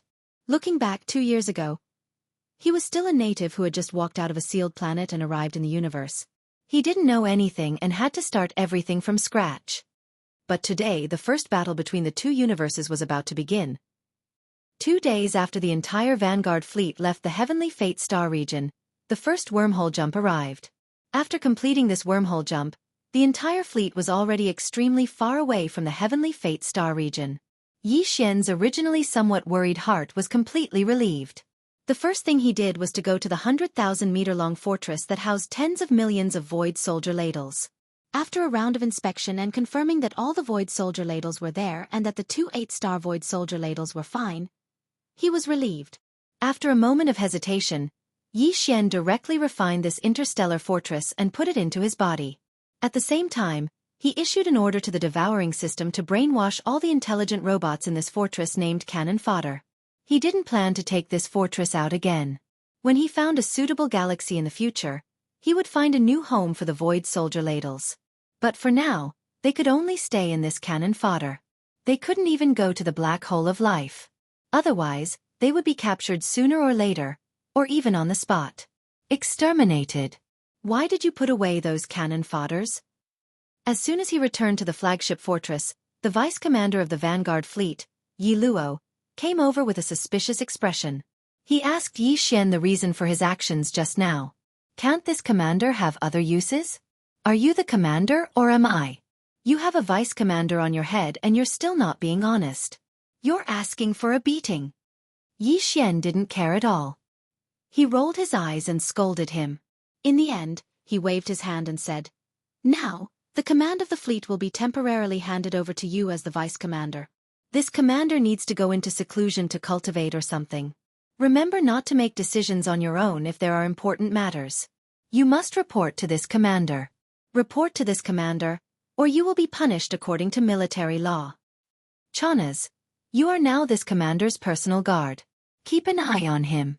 If there are any strange movements, report to me immediately." After saying that, he ignored Yi Luo, who was so angry that his nose was crooked to the side. He swung his arm and walked into a cabin. After closing the cabin door, he waved his hand and set up an isolation restriction. Only then did he relax. The journey to the Demon Dweller starfield was a long one. There was still more than 20 days to almost a month's journey. Yi Xian couldn't waste this time. He decided to use this time to cultivate in seclusion. He had already refined the level 12 liquid and had it on hand. As long as the cultivation realm of the physical body and chi reached the great circle of the 9th step of this realm, he would be able to use a tube of level 12 liquid. If the first tube was not successful, there was still a second tube. In short, breaking through to the 12th great realm, the void realm, was absolutely a sure thing. Although his cultivation had increased quickly during this period of time, and he was now at the 11th stage, the mystic light realm, the 3rd stage, Yi Xian would feel a lot of pressure when he thought about the zombie king Tuo Balinfeng. That fellow was a universe zombie. He could devour all flesh and blood in the universe to increase his strength. Even Yi Xian was shocked by the speed at which his cultivation advanced. If nothing unexpected happened, then the current zombie king, Tuo Balinfeng, would most likely have already advanced to the 12th great realm, the void realm. Therefore, Yi Xian absolutely couldn't slack off. He had to make the best use of all the time he could to increase his cultivation as much as possible. Apart from that, the research on the level 13 liquid was also very urgent. Once Yi Xian reached the 12th stage, the void realm, this matter would become even more urgent. Otherwise, if he still couldn't refine the level 13 liquid when he reached the peak of the 9th stage, the void realm, he would be stuck at the 12th stage. If he were to stop at the 13th great realm because of this, it would be far too sullen of a loss. With these thoughts in mind, Yi Xian held back his energy and quickly entered a state of cultivation. After an unknown amount of time, when he finished cultivating and opened his eyes, a familiar system notification sounded in his mind. Ding! Congratulations to the host. The body's blood chi realm has broken through. Current realm. Mystic Light Realm Level 4. Chapter 3543. The First Universe, the Demon Dweller Star Zone. Today, the Demon Dweller Star Zone could be said to be a gathering place. Not only were the vanguard fleets of the First Universe's servant races moving over, but even the enormous fleets of the various races of the Federation of the Second Universe were converging one after another through the plane-level wormhole that connected the two universes. The initiator of this plane-level space war was the Second Universe. The Tianji clan of the First Universe and its servant races were merely responding to the challenge. Therefore, the battlefield was destined to be in the First Universe's plane. Neither the Tianji clan nor the Demon Dweller clan had sent a large number of troops to guard or set up an ambush at the exit of this plane-level wormhole. The Tianji clan also hoped for a battle to disrupt the situation of the three universes. Therefore, guarding the exit of the wormhole and preventing the allied forces of the Second Universe from entering the First Universe was completely unnecessary. As for setting up an ambush, It was even more unnecessary for the Tianji clan. The first universe was the headquarters of the Tianji clan, and the clan was known as the sole overlord of the first universe. If they didn't even dare to face the allied forces of the second universe's races head-on and played these tricks instead, they would be a laughingstock. Because of this, in recent times, the fleets of the second universe race that had entered the first universe through this dimension-level wormhole and immediately set up camp in the void near the wormhole's exit. It was simply one fleet after another. The void near the exit of the wormhole was already filled with the silhouettes of all kinds of battleships, fortresses, and fortresses. They were densely packed, and the vast galaxy that stretched for tens of thousands of miles was covered with a layer of cold steel clothing. Among the top 10 races of the Second Universe's Federation of the Second Universe, besides the Nether Turtle Clan, the other 9 races, such as the Blood Dragon Clan, the Green Rock Clan, the Warrior Lion Clan, the Inji Clan, the Barbarian Bull Clan, the Golden Eagle Clan, the Colored Python Clan, the Greedy Wolf Clan, and the Tree Spirit Clan, all sent powerful fleets of their races. In addition, the other races of the Second Universe also sent fleets of their races. Even the Black Lion that En Chi, En Ba, and En Jiao led over 10,000 members of the En Demon Clan to occupy had come to the Demon Dweller Star Zone.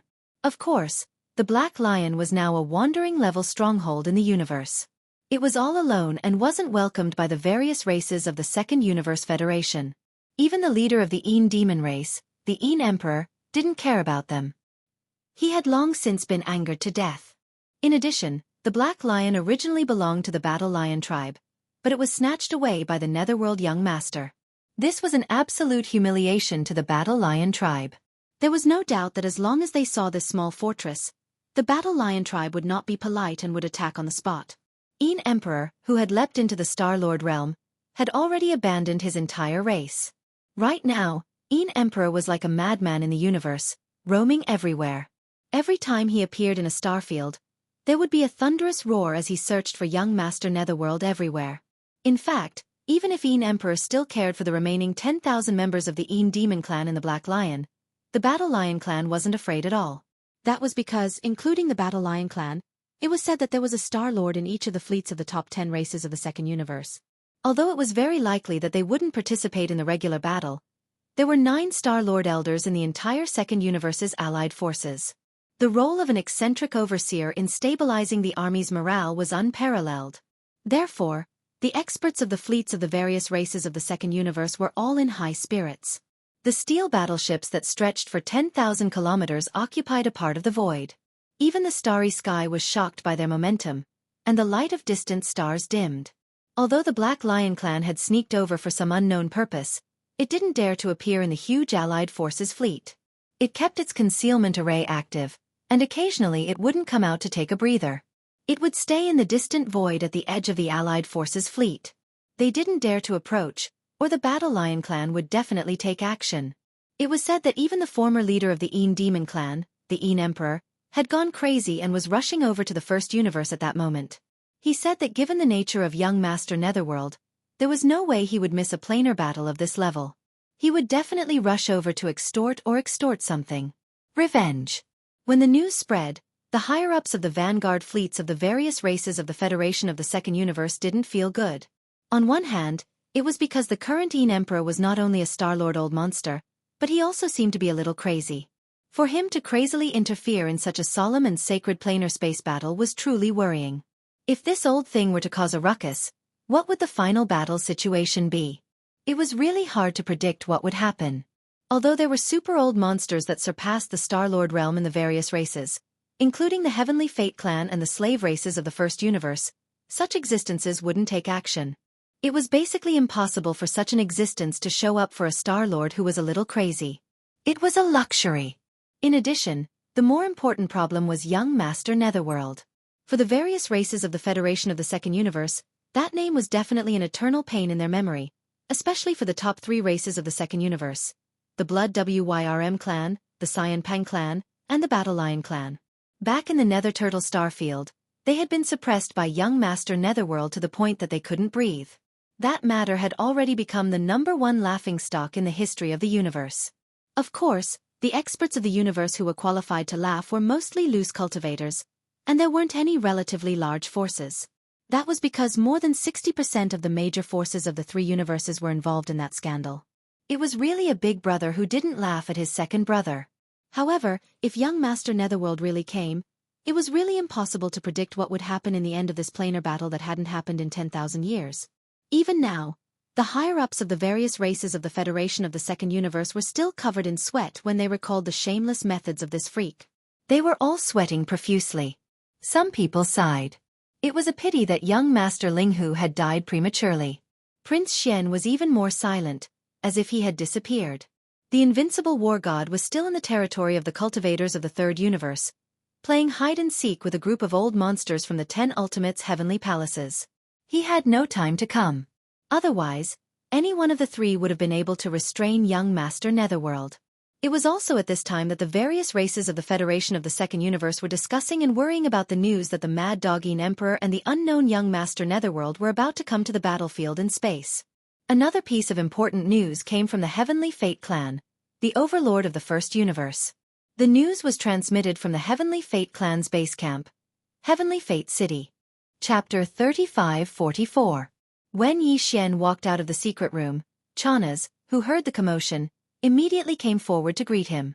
He nodded and bowed as he greeted him, and then discovered that Yi Xian's cultivation had broken through a small level. Now, he was already at the middle stage of the 4th level of the Profound Light Realm, so he immediately started to flatter him. Yi Luo, who was not far away, could not listen anymore and turned to leave. Yi Xian did not pay attention to him. After asking, he found out that he had spent 3 whole days in seclusion. It seemed that the higher one's cultivation was, the more difficult it would be to increase one's realm. This was something he had expected. Although he was a little depressed, he felt like he was going to fall behind the zombie king Tuoba Linfeng again. There was a huge gap in the future, but there was nothing he could do. However, even though he had spent 3 whole days in seclusion, it was still a long time before they reached the Demon Dweller Star region. There were still about 20 days. Fortunately, the situation on the battlefield had not changed during this period of time. At the exit of the wormhole, the allied army of the various races from the Second Universe was becoming more and more terrifying. However, the slave races from the First Universe were also very strong. The various races' fleets were not weaker than the enemies. Yi Xian was actually looking forward to this planar war in space. After all, it had nothing to do with the human race. It was just a fight between the Tianji race and the various races from the Second Universe. Yi Xian did not have a good impression of both sides. He did not care how many Star Realm experts died. To be able to use this opportunity to enjoy his addiction of being the commander of a planar war in space was simply a great opportunity that could only be encountered by chance. In the following time, Yi Xian did not go into seclusion again. Instead, he took some netherworld furnace lotion to heal some of the hidden injuries and hidden ailments that the breakthrough this time might have left in his body. After all, the path of physical evolution had this disadvantage. It required one to break through the limits of the human body time and time again, tearing apart the invisible shackles of the human body's potential. This would definitely cause harm to the physical body of an evolver. Perhaps it would only be a small amount each time, but over time, it would explode. The consequences would definitely be severe. However, Yi Xian now had a large amount of netherworld furnace lotion, and even over 2,000 drops of all evil origin elixir. It was enough for him to consume a little every time he broke through, and put an end to the accumulation of this hidden danger in his body. In addition, he spent most of his time deriving the formula for the level 13 liquid. This was a completely new field. For the Third Universe's Human Science and Technology camp, the top families in the field of gene fluids only had a few finished products of the level 11 liquid in their hands. For example, the Tuoba family had them. The Purplish Warbler and the other 2 girls also had one each. However, the formula for the level 11 liquid had always been in the hands of Yi Xian and had never been leaked. As for the level 12 liquid, there was no need to mention it. Once they reached level 13, it was simply impossible for them. The top families in the field of gene fluids might not even be able to piece together an incomplete formula. The research field of gene fluids was deduced step by step. Without the formula for the level 12 liquid, there was no way to know what the key elements of the level 13 liquid were. In fact, even the basic elements could not be determined. Although Yi Xian had not been in the field of gene fluids for a long time, he had a large amount of resources through various channels and methods. This included the communication system attached to the devouring system, the preparation manuscripts, and a large number of incomplete formulas that he had stolen from the top families and other official forces. In addition, there was the powerful deduction ability of the devouring system. Therefore, it directly led to his rapid advancement in this field. He started from the level 1 liquid all the way to the level 12 liquid. Today, Yi Xian was definitely the #1 person in the field of gene fluids research. Young Master Ling Hu's reputation as the 3 absolutes of medicine, artifact, and array was not casually called out. Even so, the research of the formula for the level 13 liquid still gave him an incomparable headache. On the way to the demon domain, Yi Xian's entire mind was immersed in the research of the formula for the level 13 liquid for the next 20 days. He even successfully concocted another level 12 liquid. However, he still did not succeed in concocting the level 13 liquid. The gene fluids that he concocted either only had 12 colors, or they were a chaotic mess of colors. They were extremely unstable and would become useless medicine. As the time drew closer, they were not very far away from the demon domain. Yi Xian became a bit anxious because once they reached the demon domain and the battle began, he might not have the time to immerse himself in the research of the gene fluids like he did now. Right now, his physical body and blood chi had reached the 11th level of the mystic light realm, level 4. After another 5 levels of breakthroughs, he would be able to use the level 12 liquid. At that time, the need for the level 13 liquid would be even more urgent and could not be delayed. In the end, seeing that they were only 3 days away from reaching the demon domain, Yi Xian made up his mind and added a small pinch of the 9-colored meat paste into the level 13 liquid that he finally deduced. He was just trying his luck. In any case, there were only 3 days left.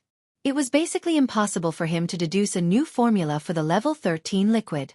He had never added the 9-colored meat paste to the other level 13 liquid formulas because Yi Xian didn't know the characteristics of the 9-colored meat paste at all. It was true that the 9-colored meat paste was of the highest level. Even the remains of primordial creatures beyond the Star-Lord state had been spat out of the Netherworld cauldron as waste. It was not hard to imagine how strong the primordial creatures that had been left in the Netherworld cauldron were. Even a drop of blood from their remains was more precious than any heavenly materials and earthly treasures. However, the 9-colored flesh paste was too complex. It was formed from the crushed flesh of all kinds of powerful desolate era creatures. Some of their blood was golden, while others were fiery red. They were all different, but now, they were all crushed and mixed together to form the 9-colored flesh paste. No matter how high the grade of this raw material was, how could it be added into the formula when its attributes and characteristics could not be determined? However, what Yi Xian didn't expect was that he would simply add a pinch of the 9-colored meat paste to the last level 13 liquid formula, then carefully mix it according to the formula. 2 days later, when the result was out, he had really obtained a 9-colored meat paste. 2 days later, he had successfully obtained a level 13 liquid. It was a tube of greenish liquid, but if one examined it carefully with their spiritual sense, they would be able to see that inside every micromolecule of the liquid, there were 13 different colors that were arranged in the same way. It worked. What's going on?